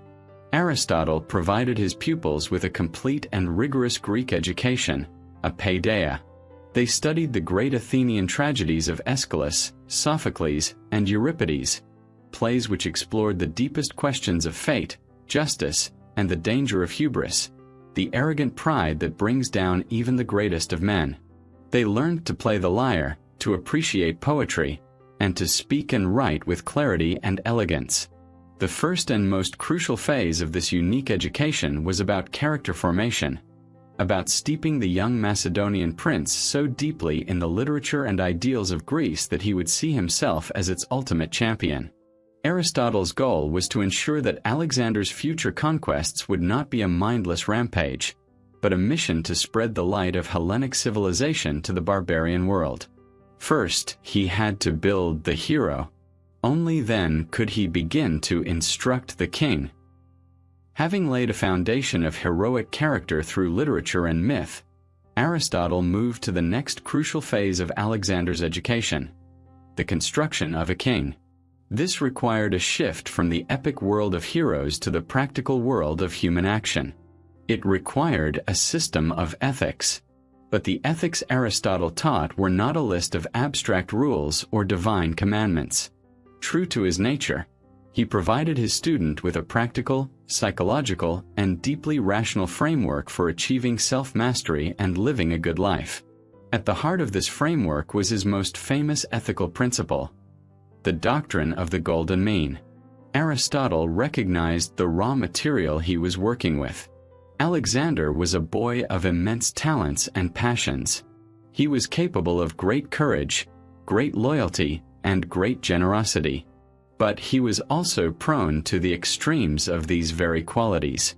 His courage could easily spill over into recklessness. His loyalty could curdle into possessiveness, and his anger was already known to be volcanic and terrifying. For a private citizen, such emotional volatility might be a personal flaw. For an absolute monarch, it would be a catastrophe, capable of bringing ruin to himself and his entire kingdom. Aristotle's primary task was to give Alexander the tools to temper his own powerful nature, to find balance and harmony in his character. The principle of the golden mean, or mesos in Greek, is a doctrine of moderation. Aristotle argued that a moral virtue is always a mean, a perfect midpoint that lies between two extremes, both of which are vices. One vice is a vice of deficiency, having too little of a quality, while the other is a vice of excess, having too much. Virtue was not about achieving a spectacular extreme, but about finding the perfect rational balance. This was a concept perfectly tailored for the education of a future ruler. Consider the most important virtue for a commander: courage. Aristotle would have explained that courage is the golden mean between two vices. On one side, there is the deficiency of cowardice, the failure to face fear when one should. On the other side, there is the excess of recklessness or rashness, the failure to properly appreciate danger. A cowardly king is despised by his soldiers and will be swiftly defeated. A reckless king, driven by ego and a thirst for glory, will needlessly sacrifice his men in foolish gambles. The truly courageous commander, Aristotle taught, is the one who feels fear but controls it, who can accurately assess risk, and who knows when to be bold and when to be cautious. This was a vital lesson for the impetuous Alexander. This logic was applied to every aspect of a ruler's character. A king must be generous, but generosity itself is a mean. The deficiency is stinginess, which breeds resentment and disloyalty among a king's followers. The excess is profligacy or wastefulness, showering followers with so much wealth that the royal treasury is emptied and the kingdom is bankrupted. The virtuous king, Aristotle would argue, is generous in the right way, to the right people at the right time, and with the right amount always appropriate to the situation. The same principle applied to anger, a particularly dangerous emotion for Alexander. The virtuous state is good temper, the mean between the deficiency of being apathetic, failing to get angry at injustice, and the devastating excess of being irascible or hot-tempered, flying into a destructive rage at the slightest provocation. Crucially, Aristotle taught that virtue was not something one is born with, nor is it something one can simply learn by reading. A virtue, he explained, is a hexis, a state of character that is developed through practice and habituation. It is a skill, just like playing the lyre or throwing a javelin. A person becomes courageous not by reading about courage, but by repeatedly performing courageous actions. A person becomes temperate not by understanding the theory of self-control, but by habitually choosing the moderate path over the extremes of indulgence or deprivation. This was a powerful, hands-on approach to ethics. Aristotle was giving Alexander a program for character building, a lifelong project of training his emotions and desires to respond to the guidance of reason. The ultimate goal of this ethical training was the achievement of eudaimonia, a state often translated as happiness, but which more accurately means human flourishing or living well and doing well. For a king, this personal flourishing was inseparable from the flourishing of his people and his kingdom. Aristotle was providing his student with a rational blueprint for a successful and virtuous life. The great question that history would answer was whether the fiery passions of the student could truly be contained by the rational principles of the master. Aristotle's educational project at Mysa was designed to be comprehensive. Having worked to shape Alexander's character through ethics and heroic literature, he next turned to the practical sciences, the knowledge a king would need to understand and effectively govern the world.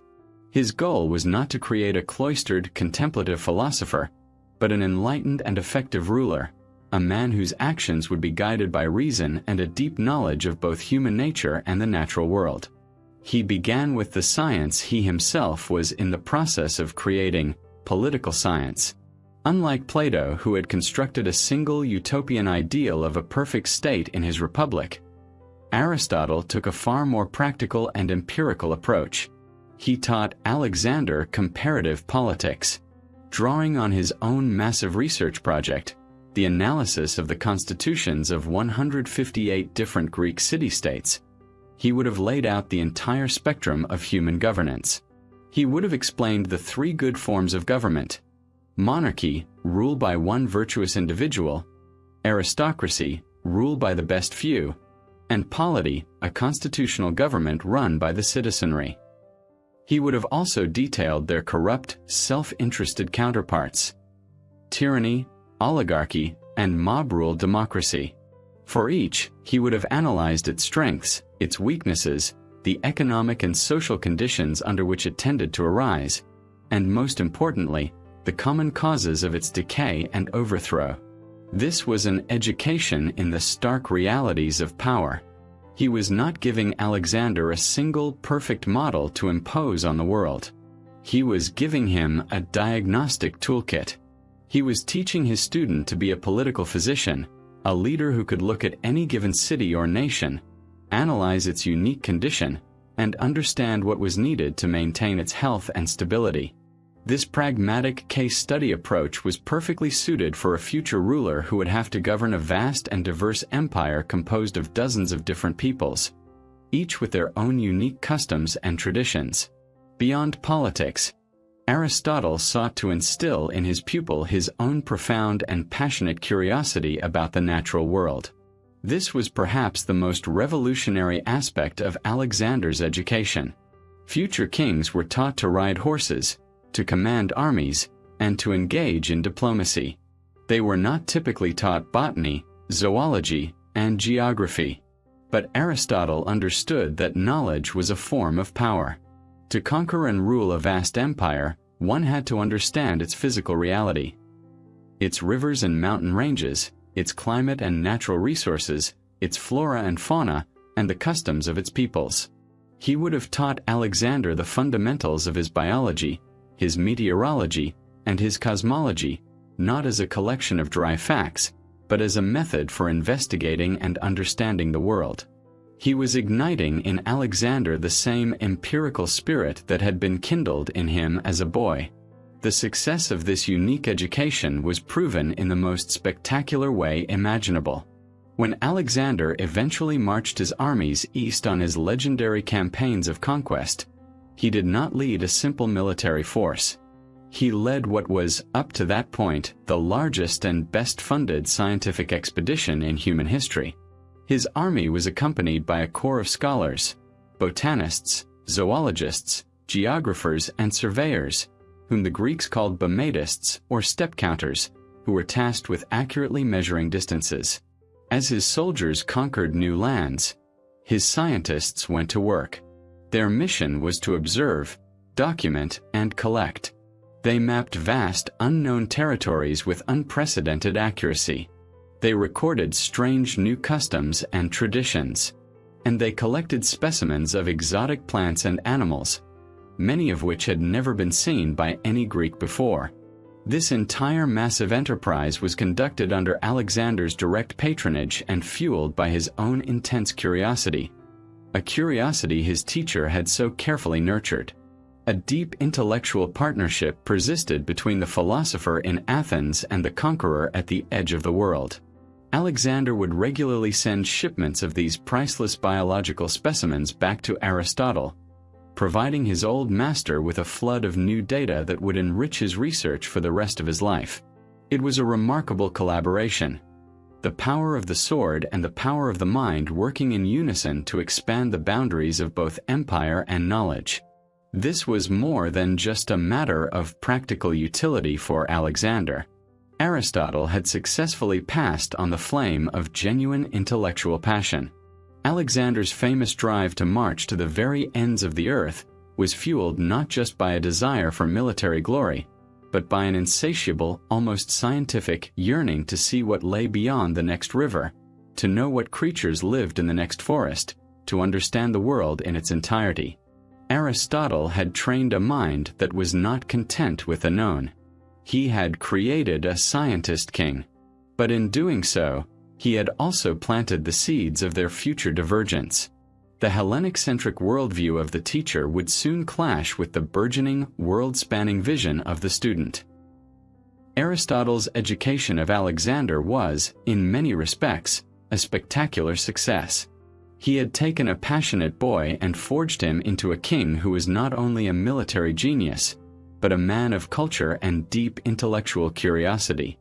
But in teaching Alexander to think for himself, Aristotle had created a mind so powerful that it would eventually transcend the very limits of its own education. As Alexander's conquests pushed him further and further into the vastness of the Persian Empire, his experiences began to shape a worldview that was radically different from, and ultimately incompatible with, that of his teacher. The seeds of an ideological break, planted by the very success of the education, began to grow. At the core of their disagreement were two fundamentally different views of the world. Aristotle's worldview was, like that of most Greeks of his time, profoundly Hellenocentric. For him, the pinnacle of human civilization and political organization was the Greek polis, the city-state. Its small human scale was, in his view, a necessary condition for citizens to live a good life, to participate in their own governance, and to achieve their full potential. Furthermore, his worldview was built on a sharp and uncompromising distinction between Greeks and non-Greeks, whom he, like his contemporaries, referred to as barbarians. He believed Hellenic culture to be demonstrably superior, and he saw non-Greeks as being less rational and, in many cases, as possessing the nature of slaves. The historian Plutarch reports that Aristotle's advice to his young pupil was stark. He should be a leader to the Greeks and a despot to the barbarians, to look after the former as after friends and family, and to deal with the latter as with beasts or plants. This was the conventional wisdom of a Hellenic traditionalist.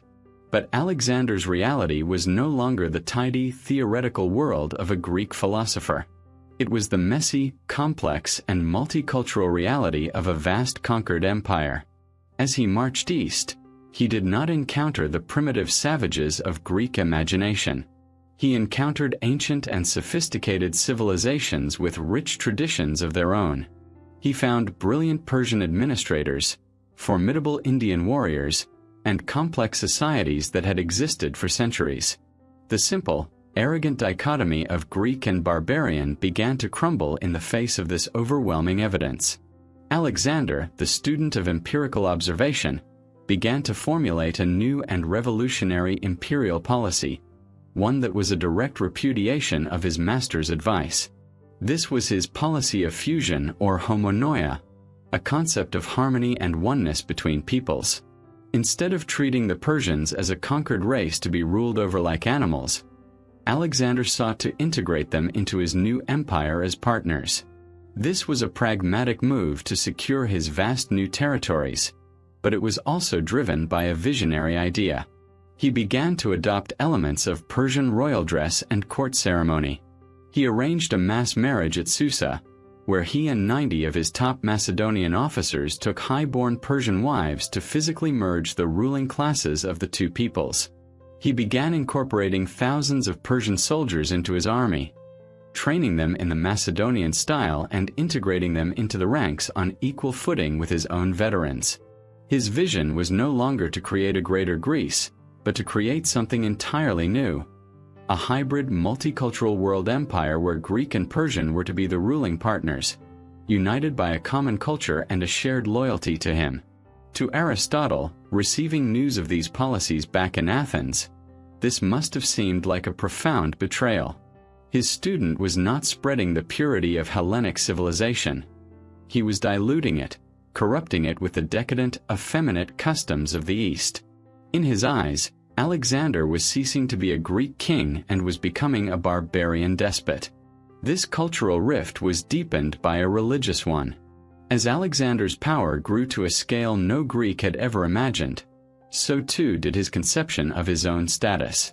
In Egypt, he was famously greeted by the oracle of Siwa as the son of the god Zeus Ammon. This was a politically useful title in the East, where divine kingship was a familiar and accepted tradition.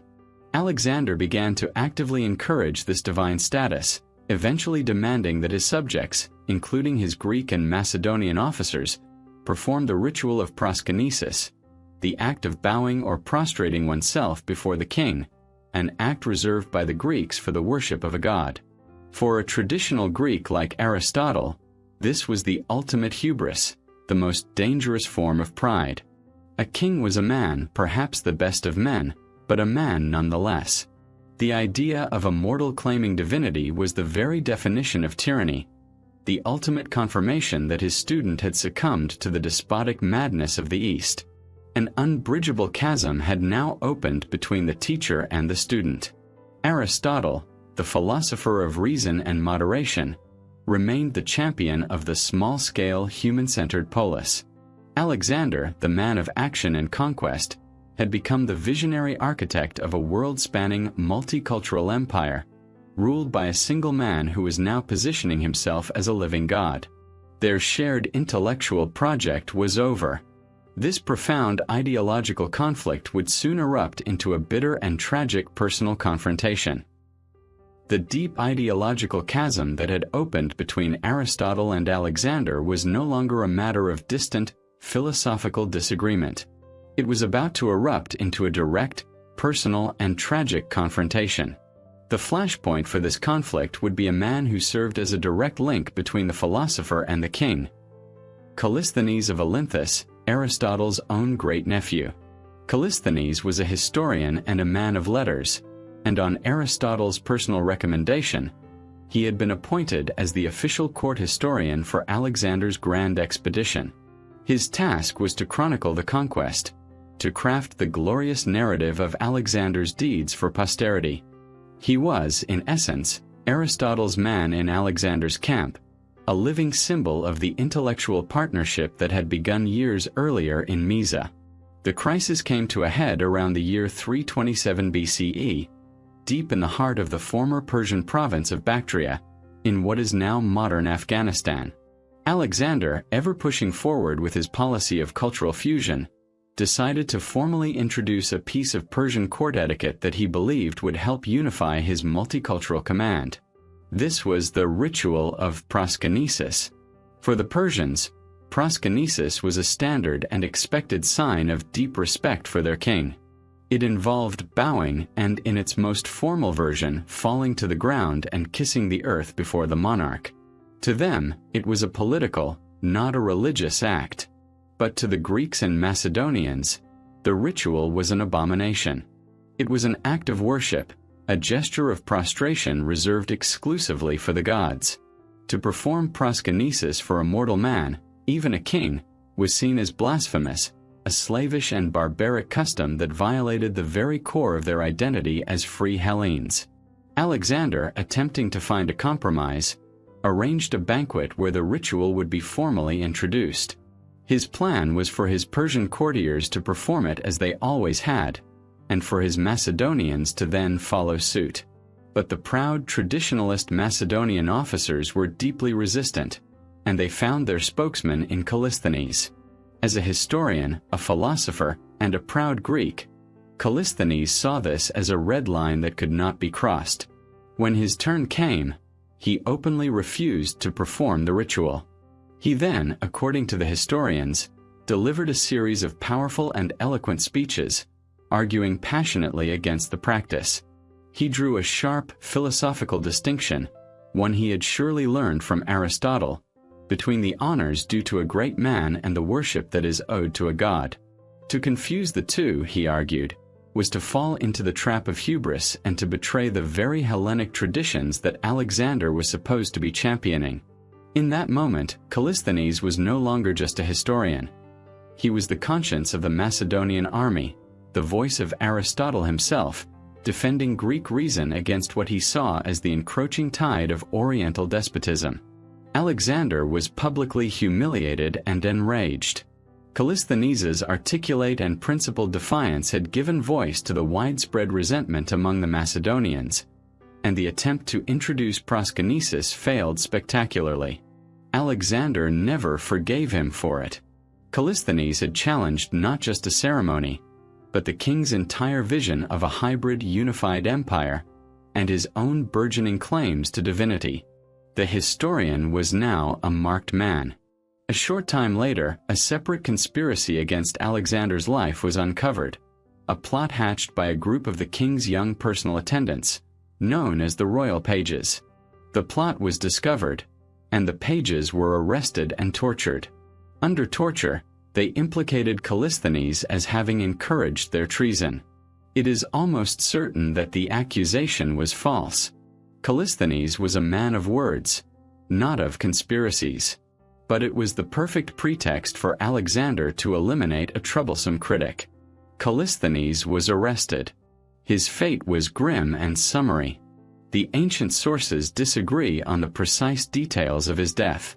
Some say he was tortured on the rack and then hanged. Others tell a more gruesome story, that he was thrown into a cage with a dog and dragged along with the army until he died of disease and torment. But whatever the method, the result was the same. By order of the king, Aristotle's nephew, a man he had personally sent to chronicle the expedition, was executed without the benefit of a proper trial. The news of this brutal act would have taken months to travel back to Athens, but when it arrived, it would have been utterly devastating for Aristotle. This was no longer a philosophical disagreement. It was a personal atrocity. Alexander had not just killed a historian. He had killed Aristotle's own flesh and blood. He had murdered a man for upholding the very principles of reason, moderation, and Hellenic pride that Aristotle himself had instilled in them both. The final, fragile thread connecting the teacher and the student was now severed. The intellectual divergence was now sealed in blood.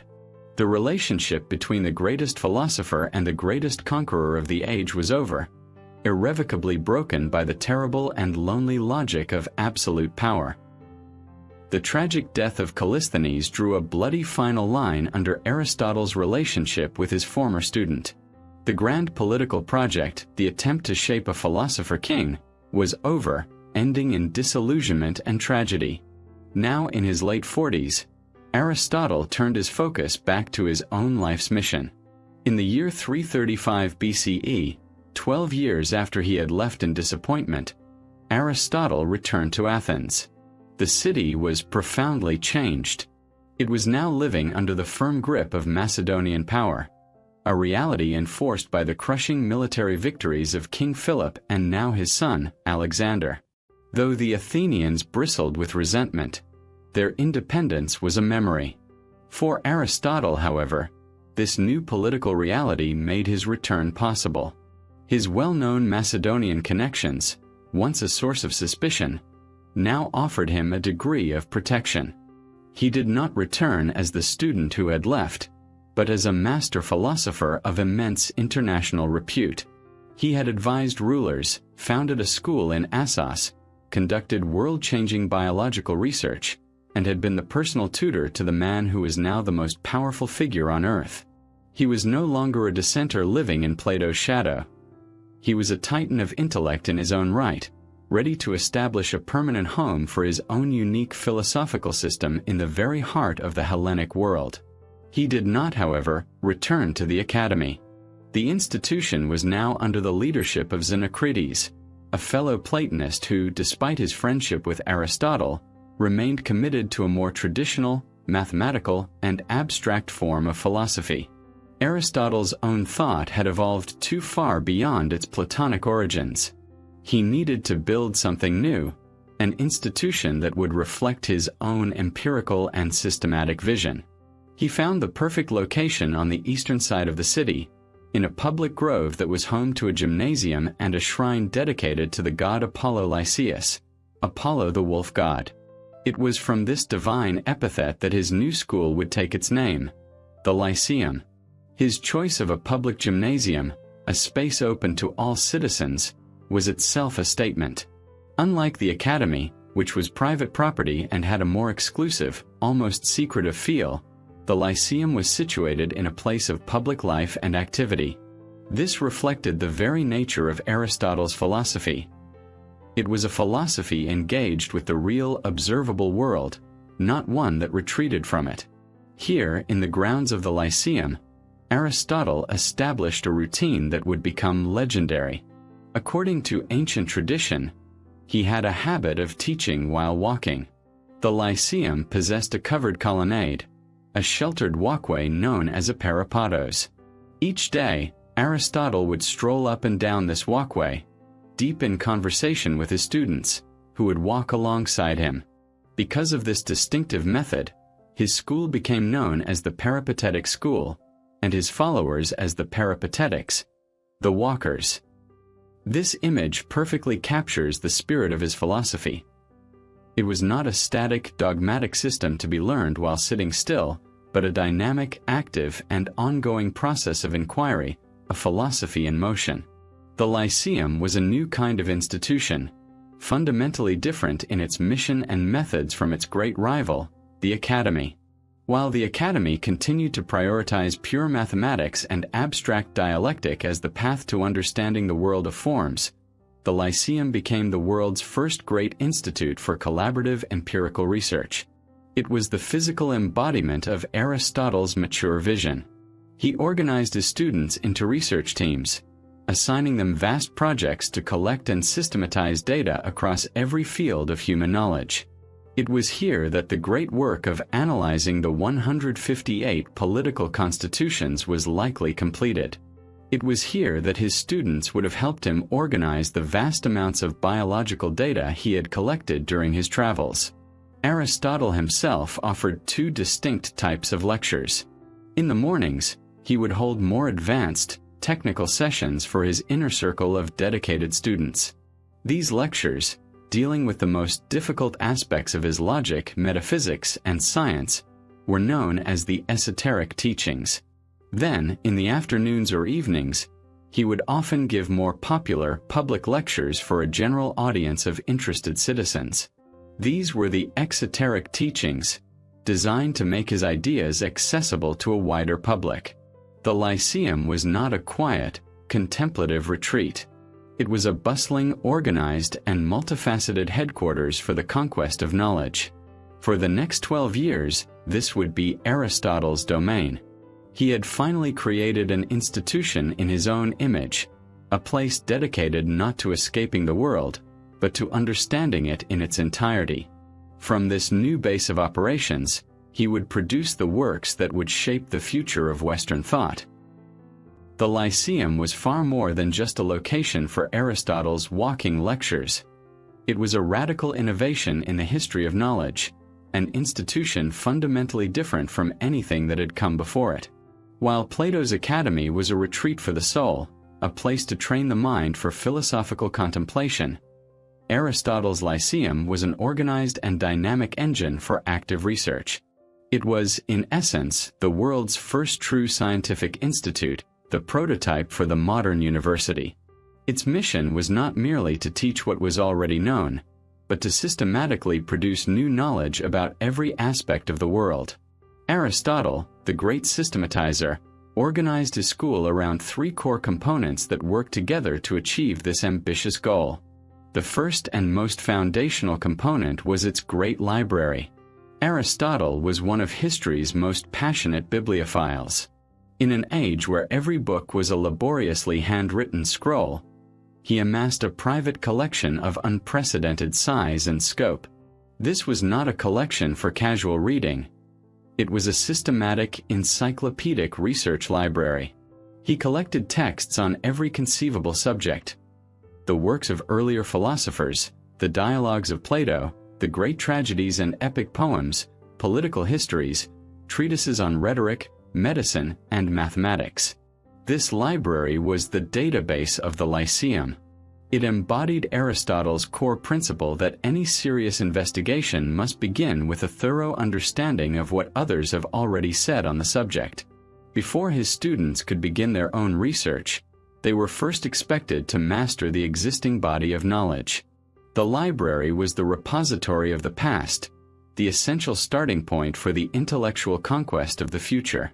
The second component was the physical counterpart to the library: its museum. This was not a museum for public display, but a collection of specimens for scientific study. Here were housed the treasures sent back by Alexander the Great from the distant lands of Asia. Exotic plants, strange insects, the skins and skeletons of unknown animals. The collection would have also included detailed anatomical charts drawn from dissections, geological samples, and maps of foreign territories. This was the material embodiment of Aristotle's empirical philosophy. While a student at the academy might debate the ideal form of a lion, a student at the Lyceum could examine the skull of an actual lion from Persia. This collection of physical evidence, of tangible facts, was the raw data that fueled the Lyceum's scientific work. It ensured that their inquiries were always grounded in the observation of the real world, not in pure speculation. The third and most revolutionary component was the organization of collaborative research projects. Aristotle was not a solitary genius working in isolation. He was the director of the world's first great think tank. He understood that his grand project to map all of reality was too vast for any single person to accomplish.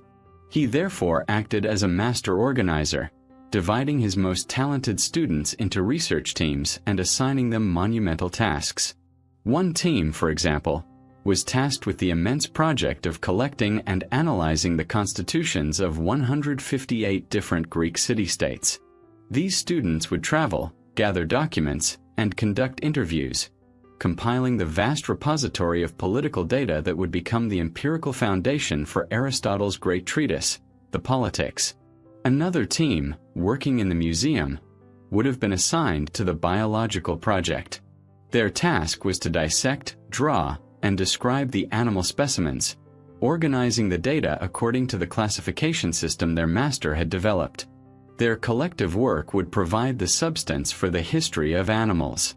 Still other groups might have been assigned to compile a systematic history of philosophy, to document the development of mathematics, or to create a catalog of successful plays and the reasons for their dramatic power, providing the material for Aristotle's Poetics.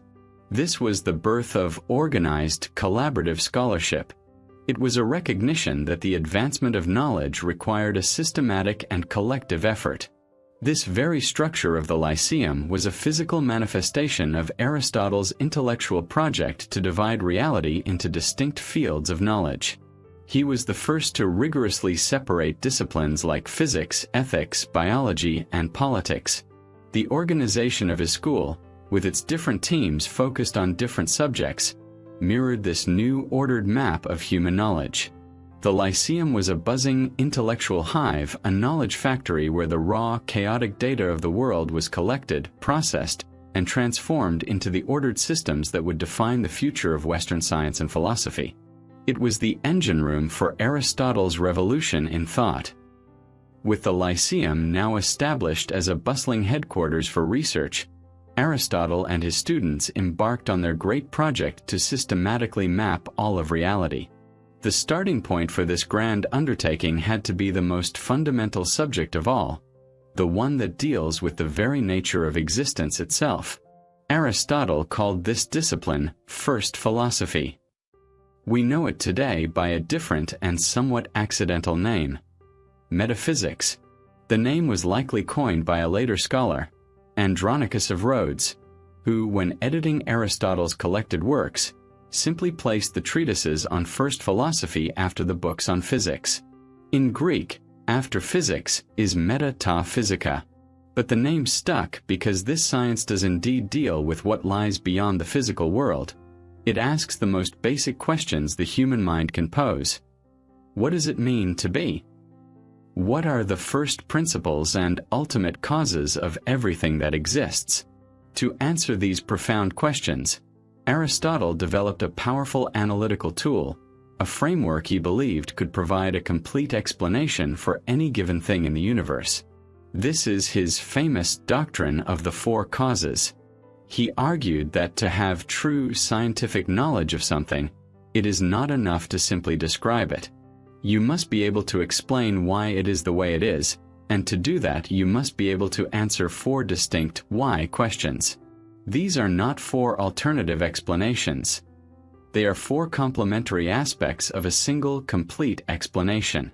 To illustrate this, let us use a clear and classic example: a sculptor creating a marble statue of the god Zeus. The first question we must ask is, what is it made of? This is the material cause. It is the underlying stuff, the raw material from which the object is formed.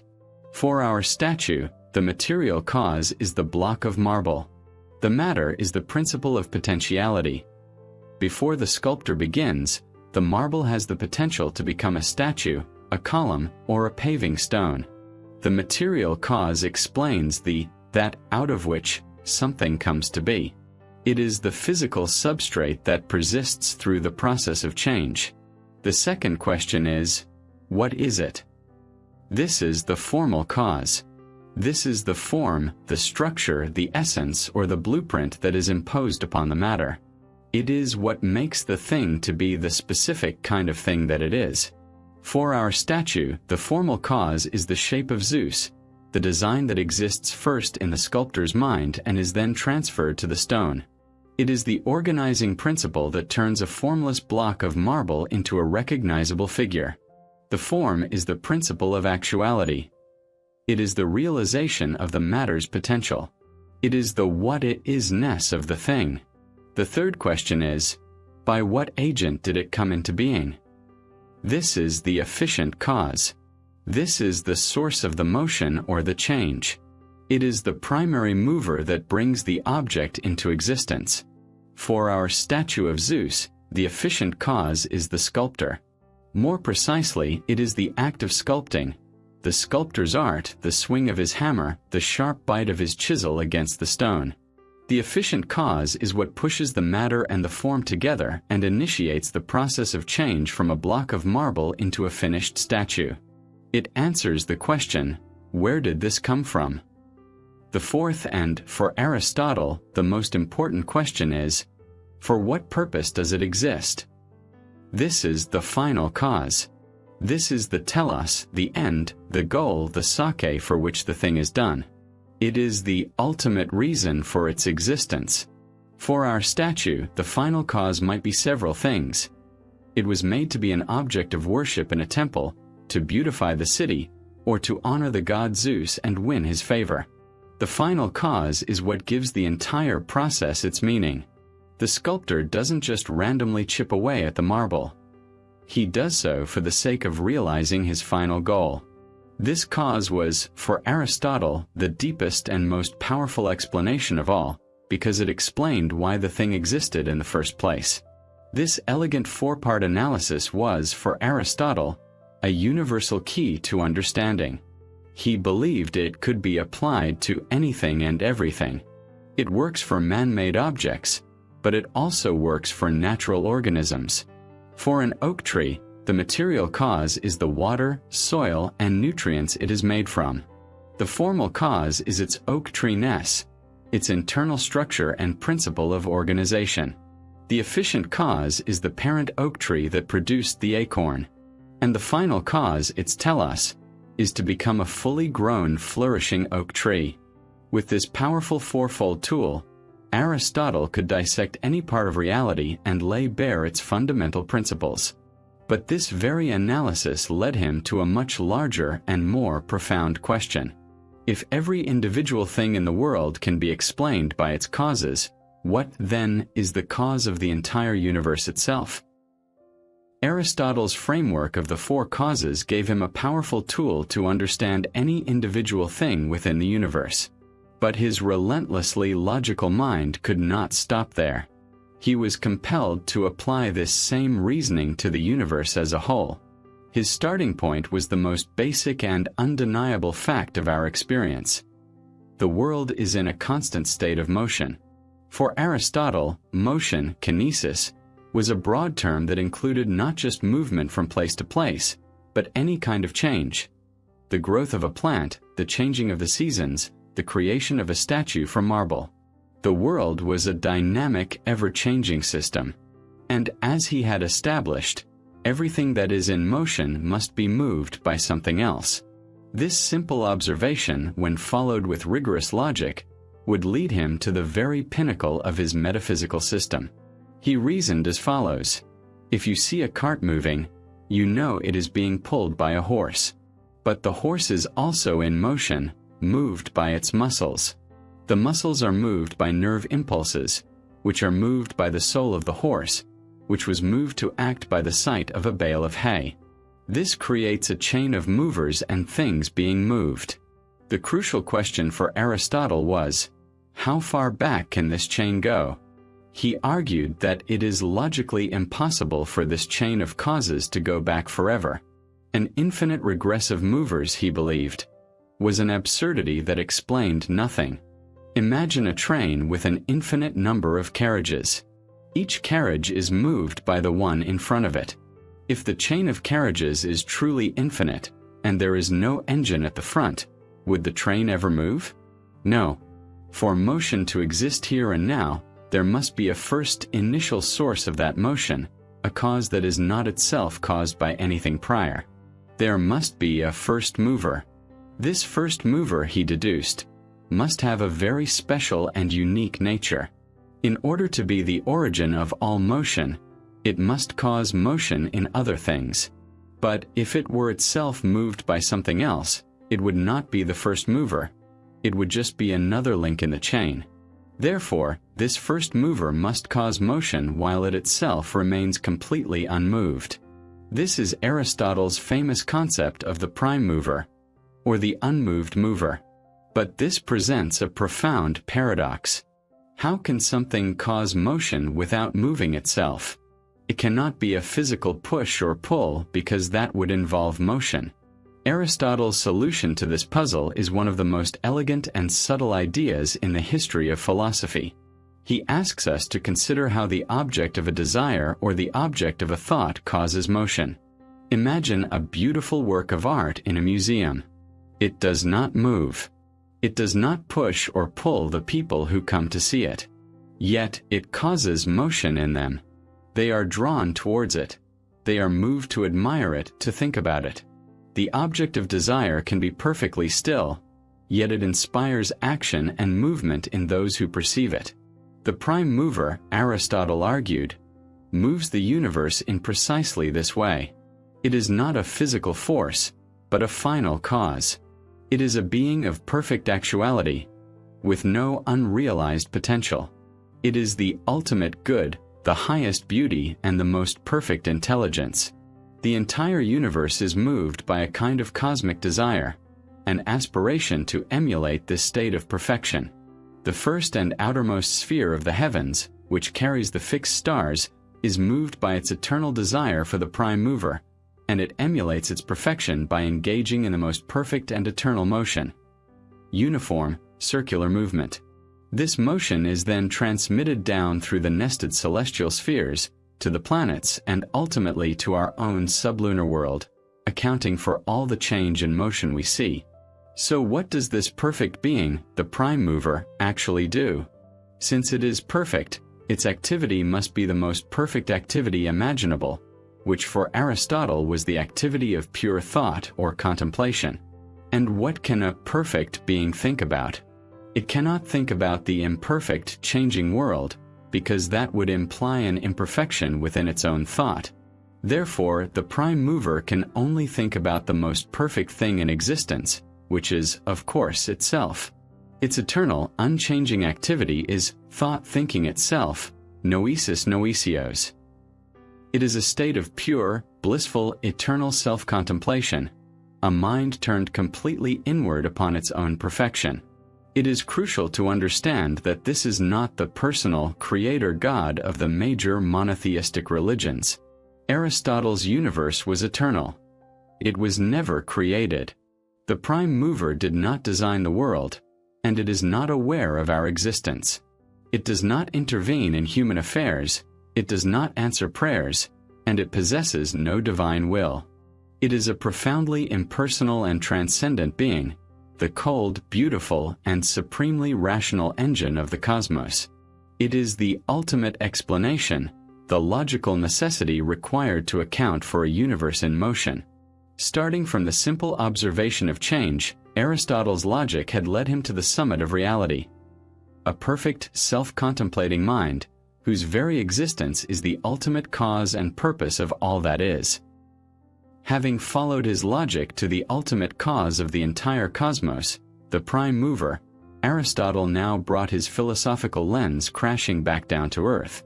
He turned his attention from the theoretical sciences, which deal with the eternal and unchanging, to the practical sciences, which concern themselves with the complexities of human action. For him, the most important of these was ethics. The goal of ethics, as he taught it at the Lyceum, was not simply to know about goodness as an abstract concept. The goal was profoundly practical. It was to give individuals a rational framework to help them become good and to live the best possible life. To do this, he began with a simple but powerful question that every human being asks, in one form or another. What is the ultimate purpose of human life? His starting point was his own principle of telos. As we have seen, he believed that every activity, every craft, and every inquiry aims at some good. The telos of medicine is health. The telos of a shoemaker is a shoe. The telos of a general is victory. Many of these goods are merely instrumental. We seek them for the sake of something else. We might seek wealth for the sake of comfort, or victory for the sake of honor.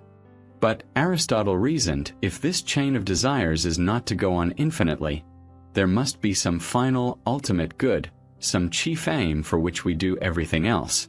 This supreme good would be something we desire purely for its own sake, and never for the sake of anything else. What is this supreme good? Aristotle says that almost everyone, from the common person to the most sophisticated intellectual, agrees on its name. It is Eudaimonia. This Greek word is the central concept in his entire ethical system. It is often translated into English as happiness, but this translation can be dangerously misleading. For us, happiness is often a subjective feeling, a pleasant emotion that comes and goes. It is a state of mind. But eudaimonia is something far more objective, stable, and profound. Better translations would be human flourishing, living well and doing well, or a life of excellence. It is not a feeling you have, but a life you lead. It is the state of a person who is actualizing their full potential, living the best possible life that a human being can live. But what does this life of flourishing actually consist of? Simply giving it a name is not enough. To answer this, Aristotle employed his famous function argument. To understand what is good for any particular thing, he argued, You must first understand its unique function, its organ. The good for a flutist and what makes a flutist flourish is found in their unique function, to play the flute with excellence. The good for a knife is found in its function, to cut sharply and effectively. So the crucial question becomes, what is the unique function of a human being? What is the one activity that sets us apart from all other things in the world? It cannot be merely the act of living, growing, and nourishing ourselves, because plants do that too. It cannot be the life of perception and sensation, because animals share that with us. The unique function that distinguishes humanity, Aristotle concluded, is our capacity to reason. We are uniquely the rational animal. Our soul is not just nutritive, like a plant's, or sensitive, like an animal's. It has a rational principle. Therefore, if we follow the logic of the function argument, the supreme good for a human being, eudaimonia, must consist in performing this unique human function with excellence. This leads him to his formal definition. Eudaimonia is an activity of the soul in accordance with virtue. Let's break this down. It is an activity. It is not a passive state, but a life of active doing. It is an activity of the soul, meaning it is not about external things like wealth, power, or honor, though they might be helpful. It is about the quality of one's mind and character. And most importantly, it is in accordance with virtue, or arete. The Greek word arete means excellence. To perform our function of reasoning well, we need to possess certain excellences or virtues. A flutist needs the virtue of manual dexterity to flourish. A human being needs the virtues of character and intellect to flourish. Yet, Aristotle was no idealist.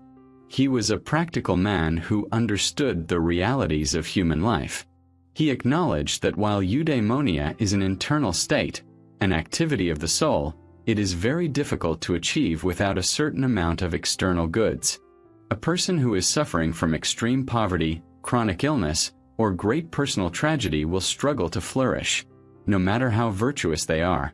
He therefore stated that a flourishing life also requires a moderate amount of things like health, wealth, friends, and even a degree of good fortune. This practical concession does not change the core of his definition, but it roots his ethics in the real world, a world where the state of our soul is not entirely independent of the state of our lives. He had now defined the target. The next step was to define the tools needed to hit it. The virtues themselves. Aristotle has given us a target for human life. Eudaimonia, a state of flourishing achieved through excellent or virtuous activity. But what precisely are these virtues? How do we acquire them? True to his systematic nature, Aristotle provides a detailed map of the human soul and the different kinds of excellence that correspond to its parts. He divides the virtues into two main categories: the ethical virtues, which are the virtues of character, and the dianoetic virtues, which are the virtues of the intellect. First, let us consider the ethical virtues. These are the excellences that pertain to our character, our ethos. They concern the non-rational part of our soul, the part that deals with our appetites, our emotions, and our desires. This is the part of us that feels anger, fear, pleasure, and pity. While this part does not reason on its own, it is, crucially, capable of listening to reason like a child listening to a parent. The ethical virtues, then, are the qualities of a person whose feelings and desires are properly guided by reason. They include qualities like courage, temperance, generosity, and justice. The most important point Aristotle makes about these virtues is how we acquire them. Ethical virtue, he insists, is not something we are born with, nor is it something we can learn simply by being told what to do. We acquire the virtues of character through practice and habituation. In fact, the Greek word for ethics, ethika, comes directly from the word ethos, which means habit or custom. His analogy for this process is beautifully simple and practical. He compares becoming virtuous to becoming a skilled artisan or musician. A person does not become a skilled harpist by reading a book about harp playing. They become one by the repeated act of playing the harp. The knowledge is forged in the hands through practice, until it becomes second nature. In exactly the same way, Aristotle argues, we become virtuous by repeatedly performing virtuous actions. We become just by doing just things. We become courageous by acting courageously in the face of fear. We become temperate by habitually choosing moderation over excess. Virtue, then, is a hexis, a stable disposition or state of character that is built up over time through conscious practice, until acting well becomes a firm and settled part of who we are. The guiding principle for this practice is, of course, the golden mean, the disposition to feel and act in a way that avoids the extremes of excess and deficiency. But how do we know where the mean lies in a complex, real-world situation? This requires a specific kind of intelligence, a bridge to the second category of virtue. The dianoetic virtues are the excellences of the rational part of the soul itself. These are the virtues of the intellect, the qualities of a truly brilliant and wise mind. Unlike the virtues of character, these are acquired primarily through teaching, learning, and experience. Aristotle identifies several, but two are of central importance. The first is phronesis, or practical wisdom. This is the intelligence that enables us to navigate the messy, particular situations of human life. It is the ability to see what is the right thing to do for the right person at the right time and in the right way. It is the wisdom of a seasoned statesman, a good judge, or a person who gives excellent life advice. Practical wisdom is the rational virtue that guides the ethical virtues. It is the clear-sighted intelligence that allows us to perceive the golden mean in any given context. The second, and, for Aristotle, the highest intellectual virtue is Sophia, or theoretical wisdom. While practical wisdom deals with the changing world of human action, theoretical wisdom is the excellence of the part of our reason that contemplates the highest and most fundamental truths of the universe, the eternal, unchanging principles of mathematics, physics, and first philosophy. It is the knowledge of why things are the way they are, pursued not for any practical outcome, but simply for the sake of knowing and understanding. It is the virtue of the pure scientist and the metaphysician. It is the highest activity a human being can engage in because it is the most self-sufficient and the most divine. In the activity of pure contemplation, the life guided by Sophia, Aristotle believed that a human being comes closest to emulating the perfect, self-contemplating activity of the prime mover.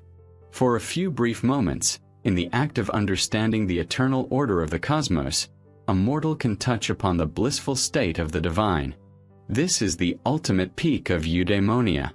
A truly flourishing human life, therefore, is one that combines both sets of virtues.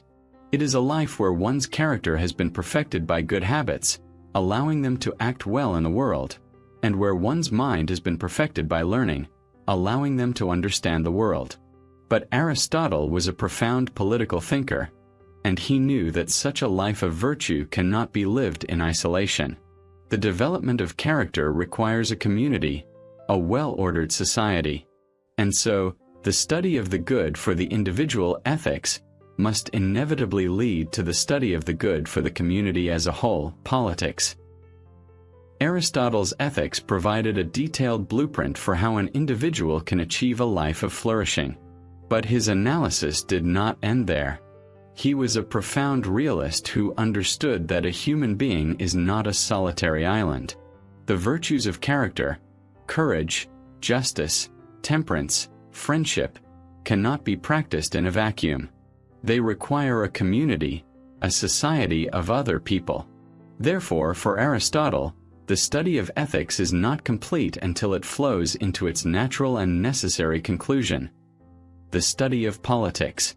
In fact, he considered politics to be the master science, because while ethics deals with the good of a single individual, politics is concerned with the highest good of all, the flourishing of the entire community. It is the science of how to create a society in which a virtuous life is possible. At the very foundation of his political science lies one of his most famous and influential declarations. Man is, by nature, a political animal, a zoon politikon. To understand this phrase is to understand the core of his entire political philosophy. What he meant by this is that living in a polis, a city-state, is not an artificial arrangement or a matter of mere convenience. It is the natural state for a human being. It is the environment in which we are designed to live, as surely as a fish is designed to live in water. He was arguing directly against the idea that society is an unnatural invention, a social contract that individuals create to escape a primitive state of nature. For Aristotle, there is no such thing as a pre-social human. Our very nature is social. He illustrates this with a characteristic argument from organic development. The first and most basic form of community is the family or household. It arises naturally from the biological needs to reproduce and to provide for daily necessities. But the family alone is not self-sufficient. So, several families naturally come together to form a village. The village is a more complex community, capable of providing for more than just the needs of a single day, allowing for a division of labor and a greater degree of security.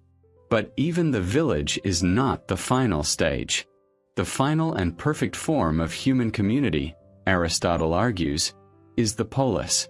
It is formed when several villages unite. The polis is the ultimate community because it is the first to be truly self-sufficient. It is large and complex enough to provide not only for mere life, the basic needs of survival, but for the good life, the life of flourishing or eudaimonia. The polis is the telos of human society. It is the end towards which all other, simpler forms of community naturally aim. But what makes humans political animals in a way that other social creatures like bees or ants are not? Aristotle's answer is clear. It is our unique capacity for logos, for reasoned speech. Other animals, he observed, have a voice, phone, which they can use to express simple feelings of pleasure and pain.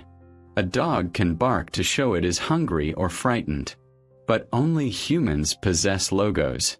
We have the power of language and reason, which allows us to do something far more profound, to communicate and deliberate about what is good and evil, what is advantageous and disadvantageous, and, most importantly, what is just and unjust. It is this shared capacity for moral and rational discourse that makes a true political community possible. The polis, therefore, is not just a collection of individuals living in the same place. It is a partnership of citizens who are united by a common understanding of justice. This connection between human nature and political life was, for Aristotle, absolute. He drives the point home with a stark and unforgettable statement.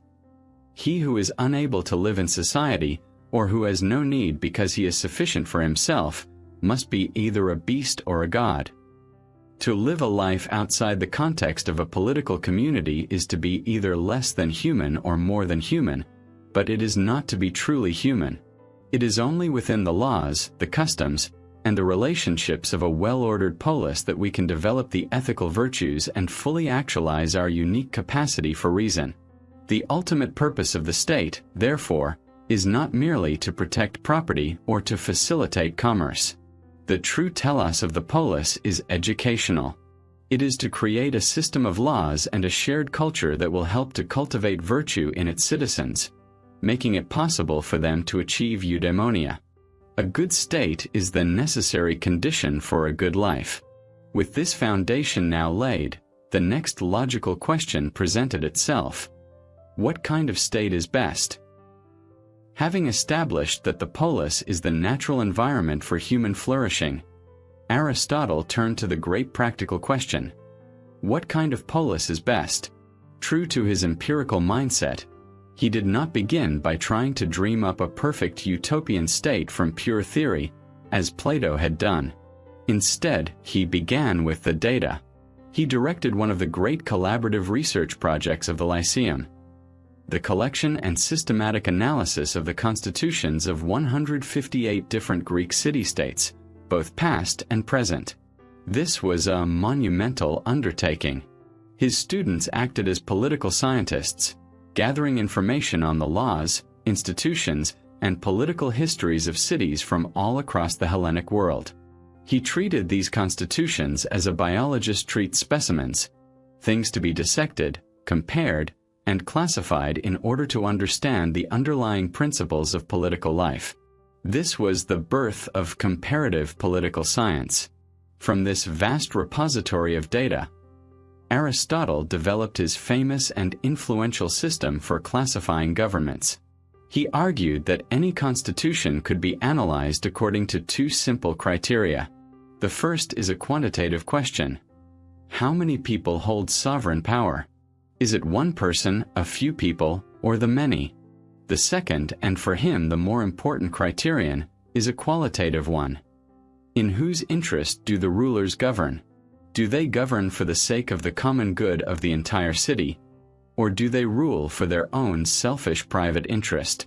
By combining these two criteria, he generated his classic six-fold model of government, consisting of 3 correct forms and 3 deviant or corrupt forms. The first correct form is monarchy, the rule by a single exceptionally virtuous individual who governs for the good of all. Its deviant counterpart, where the single ruler governs for his own benefit, is tyranny, which Aristotle considered the worst form of government. The second correct form is aristocracy, which literally means rule by the best. This is government by a small group of the most virtuous citizens, who also govern for the common good. Its deviant counterpart is oligarchy, or rule by the few, which in practice meant rule by the wealthy few, who governed in order to protect and expand their own riches. The third correct form of government Aristotle called polity. This is a constitutional government where the many, the general body of citizens, govern for the benefit of the entire community. Its deviant form is what Aristotle called democracy. It is crucial to understand that his use of this term was different from our modern one. For him, democracy had a negative connotation. It meant a system where the poor, being the majority, could rule in their own class interest, using their power to seize the property of the rich. He saw it as a form of mob rule, prone to chaos and instability. So, which of these forms is the best? In theory, Aristotle admitted that a perfect monarchy, ruled by a godlike individual of supreme virtue, would be the ideal. But he was a profound realist. He knew that such individuals are almost never found, and that absolute power has a tendency to corrupt even the best of men. Therefore, for most actual cities in the real world, he argued that the best, most practical, and, most importantly, the most stable form of government was the polity. And his reason for this choice is perhaps his most enduring contribution to political thought. He argued that the stability of any state depends on its class structure. A city is composed of 3 classes: the very rich, the very poor, and those in the middle. The very rich, he observed, tend to become arrogant and insolent, believing themselves to be above the law. The very poor, on the other hand, tend to become envious and malicious, prone to criminality and revolution. Both extremes are damaging to the health of the state. The key to a stable and healthy society, he concluded, is a large and powerful middle class. Citizens of moderate means, he argued, are in the best possible position to live a life guided by reason. They are not so wealthy as to become arrogant, nor so poor as to become desperate. They are less likely to shirk their duties and less likely to be consumed by envy. A state where the middle class is the dominant group is a state that is protected from the violent factionalism between the rich and the poor, which he identified as the primary cause of civil war and revolution. The middle class acts as a stabilizing anchor, a buffer between the two extremes. This is the ultimate political application of his great ethical principle, the golden mean. The polity, a constitution based on the middle class, is the mean constitution, avoiding the extremes of oligarchy, rule by the rich, and his version of democracy, rule by the poor. It was a profound insight that a just and stable society is not built on a utopian ideal, but on the sober reality of a strong, prosperous, and politically empowered middle class. Having applied his analytical framework to the organization of society, Aristotle next turned his attention to another fundamental aspect of human life within the polis: the world of art, and specifically, the great tragic dramas that were the pride of Athenian culture. His work on this subject, the Poetics, is arguably the most influential text in the entire history of literary theory. In it, he mounted a powerful and systematic defense of art, a direct and brilliant rebuttal to the arguments of his own master, Plato. To understand the revolutionary nature of Aristotle's thought, we must first recall Plato's deep suspicion of art. In his Republic, Plato had famously called for the poets and playwrights to be banished from his ideal state. He gave two main reasons. First, he argued that art was a mere imitation of an imitation, a copy of a physical object which was itself just an imperfect copy of a perfect, eternal form. This meant art was 3 times removed from the truth, a world of shadows and illusions. Second, he feared that tragedy, in particular, was dangerous because it appealed to the lower, irrational parts of the soul. By arousing powerful emotions like pity and fear in the audience, he believed it weakened their self-control and made them less rational, and therefore worse citizens. Aristotle, the great observer of human life as it is actually lived, took the opposite view. He agreed that art was a form of imitation, or mimesis in Greek, but he completely redefined the concept. For him, imitation was not a flaw, it was a natural and noble human instinct. It is how we learn, how we empathize, and how we understand the world. More importantly, he argued that the artist does not simply create a literal, slavish copy of reality. The playwright, for example, imitates not just what has happened, but what might happen, what is probable or necessary according to the laws of human nature. This led him to a remarkable conclusion: poetry is more philosophical and more serious than history. History, he argued, deals only with particular accidental events. It tells us what a specific person, like Alcibiades, actually did on a specific day. Poetry, on the other hand, deals with universals. It shows us what a certain type of person would probably or necessarily do in a certain type of situation. The tragic hero on stage is not just one man. He is a representation of a universal pattern of human action and suffering. In this way, art can reveal the deep underlying truths of the human condition in a way that a simple chronicle of facts cannot. Art becomes a genuine path to knowledge. But what about Plato's second charge, that tragedy dangerously stirs up our emotions? Here, Aristotle offered his most famous and enduring concept: catharsis. In his formal definition, he states that tragedy is an imitation of a serious action that, through the arousal of pity and fear, accomplishes a catharsis of these same emotions. So, what is this mysterious process of catharsis? The word itself can be translated as either purgation or clarification, and it likely meant both for Aristotle. The theory of purgation suggests that art has a therapeutic function. We all carry within us a buildup of powerful, and often disruptive, emotions like pity and fear. Tragedy provides a safe and controlled environment in which these emotions can be stimulated and then released. When we watch a great tragic hero like Oedipus fall from grace, we feel intense pity for his undeserved suffering, and we feel a profound fear that such a terrible reversal of fortune could, in some way, happen to us. By experiencing these emotions in the theater, we vent them, we purge them from our system. We walk out of the play not feeling emotionally agitated and unstable, as Plato feared, but feeling psychologically lighter, calmer, and restored to a state of emotional balance. It is a form of emotional cleansing. But catharsis is also a cognitive process, a form of clarification. A great tragedy is not just a chaotic series of unfortunate events. It has a tightly constructed plot, a logical chain of cause and effect that reveals how the hero's own character, his tragic flaw, inevitably leads to his downfall. By watching this pattern unfold, we gain a deep intellectual insight into the universal laws that govern human life. We come to understand something profound about the relationship between character, action, and destiny. The emotional experience is thus coupled with a powerful moment of learning.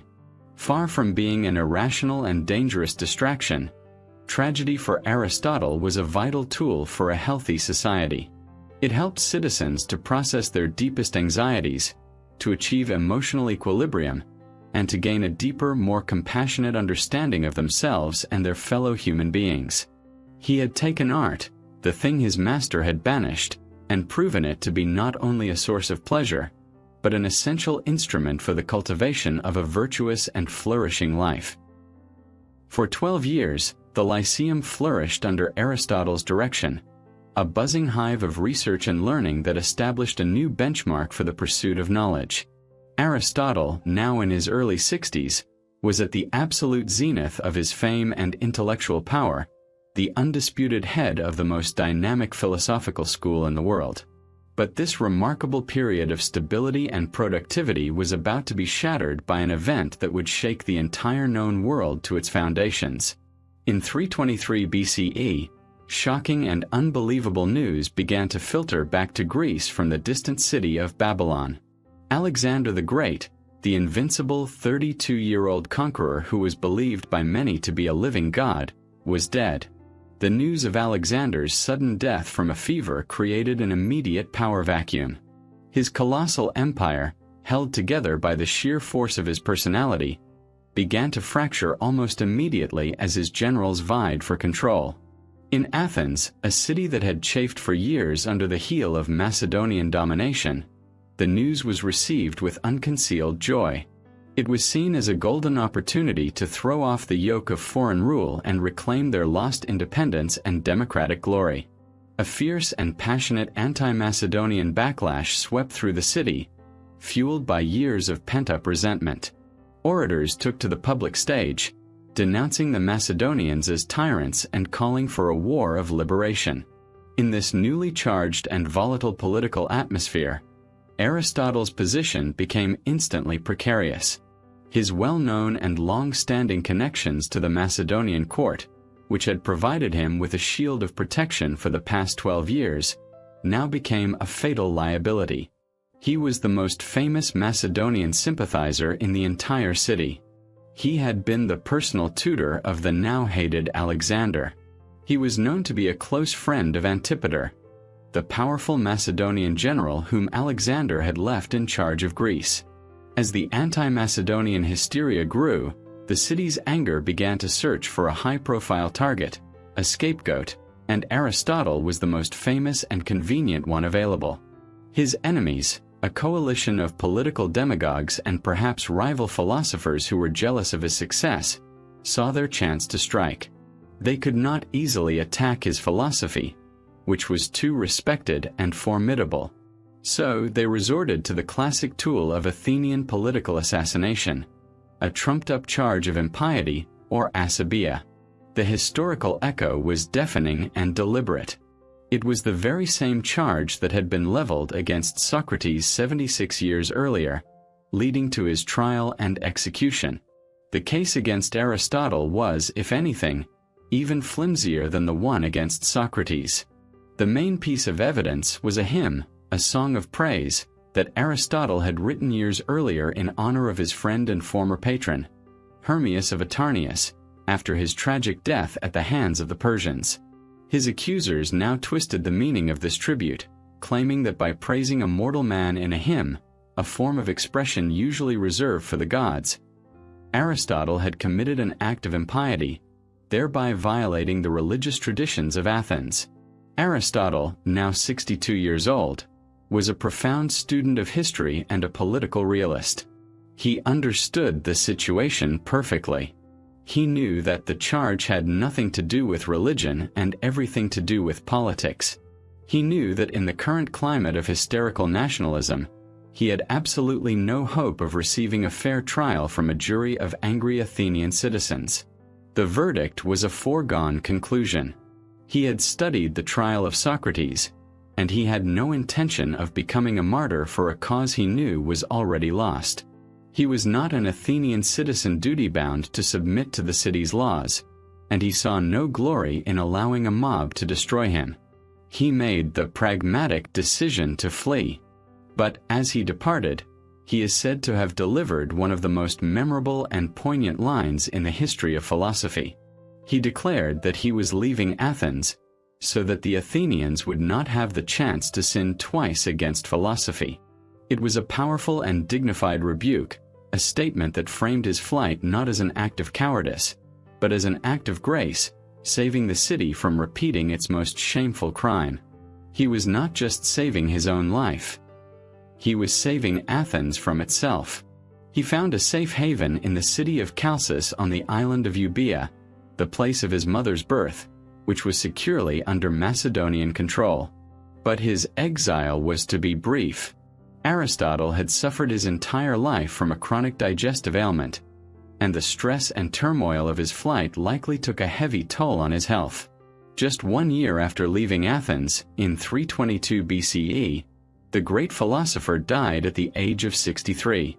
His life ended not in the bustling Lyceum, surrounded by his students and his monumental collection of knowledge, but in the relative obscurity of exile. The man who had mapped the cosmos died from a common ailment, a final, humbling reminder of the frailties of the physical body he had studied so intently. But his physical death was only the beginning of the long and often perilous journey of his ideas through the centuries to come. The death of Aristotle in exile marked the end of the man, but it was the beginning of the long and perilous journey of his ideas. The story of what happened to his writings is one of the most dramatic and improbable detective stories in the history of thought. To understand it, we must first know that Aristotle left behind two very different sets of works. The first were his exoteric writings. These were the works he published during his lifetime, beautifully crafted dialogues, written in a polished literary style similar to Plato's, and intended for a wide public audience. In the ancient world, it was for these popular works that he was most famous. The second set were his esoteric writings. These were his dense, technical, and unpolished lecture notes, the systematic treatises he used for teaching his inner circle of advanced students at the Lyceum. These works, which contain the core of his philosophy as we know it today, were never intended for publication.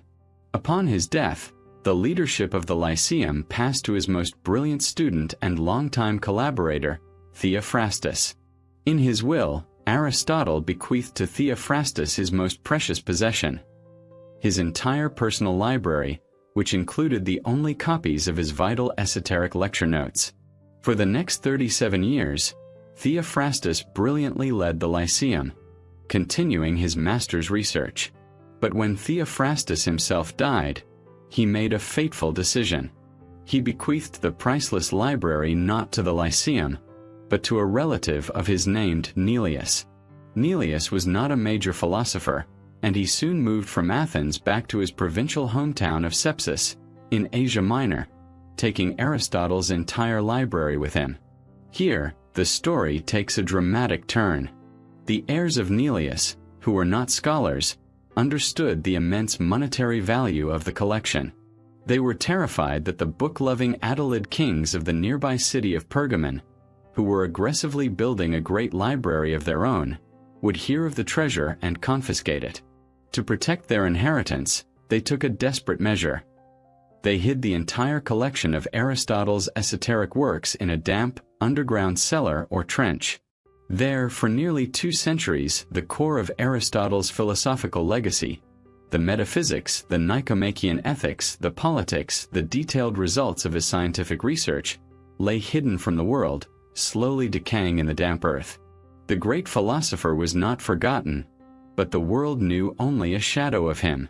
For generations, scholars knew Aristotle only through his polished but philosophically lighter public dialogues.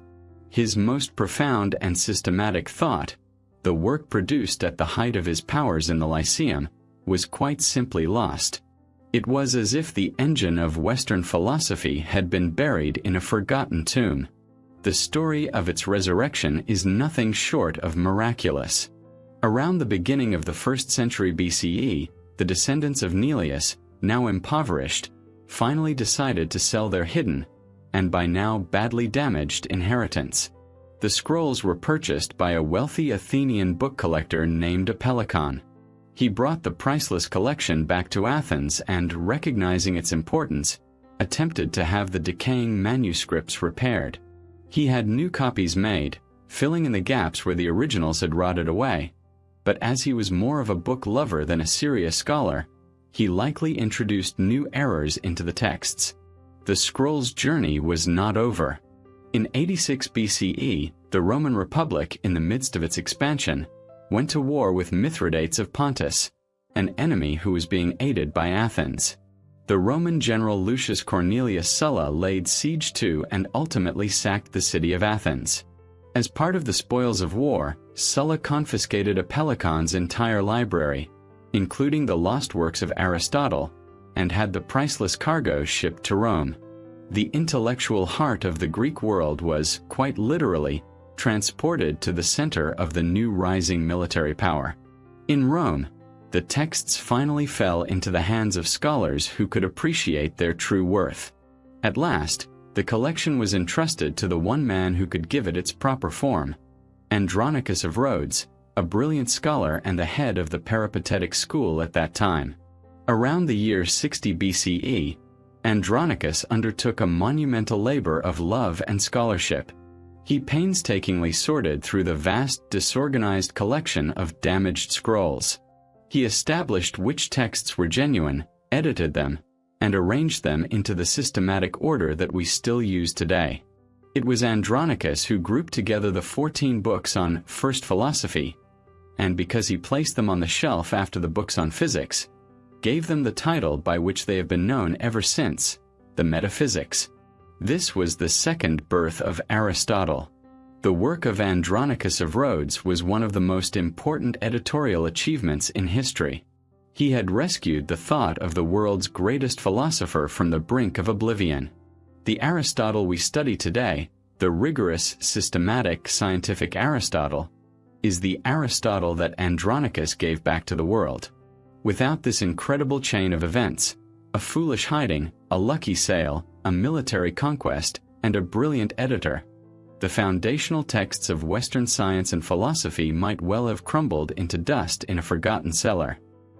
The rediscovery and publication of Aristotle's works in Rome was not the end of his story, but the true beginning of his global legacy.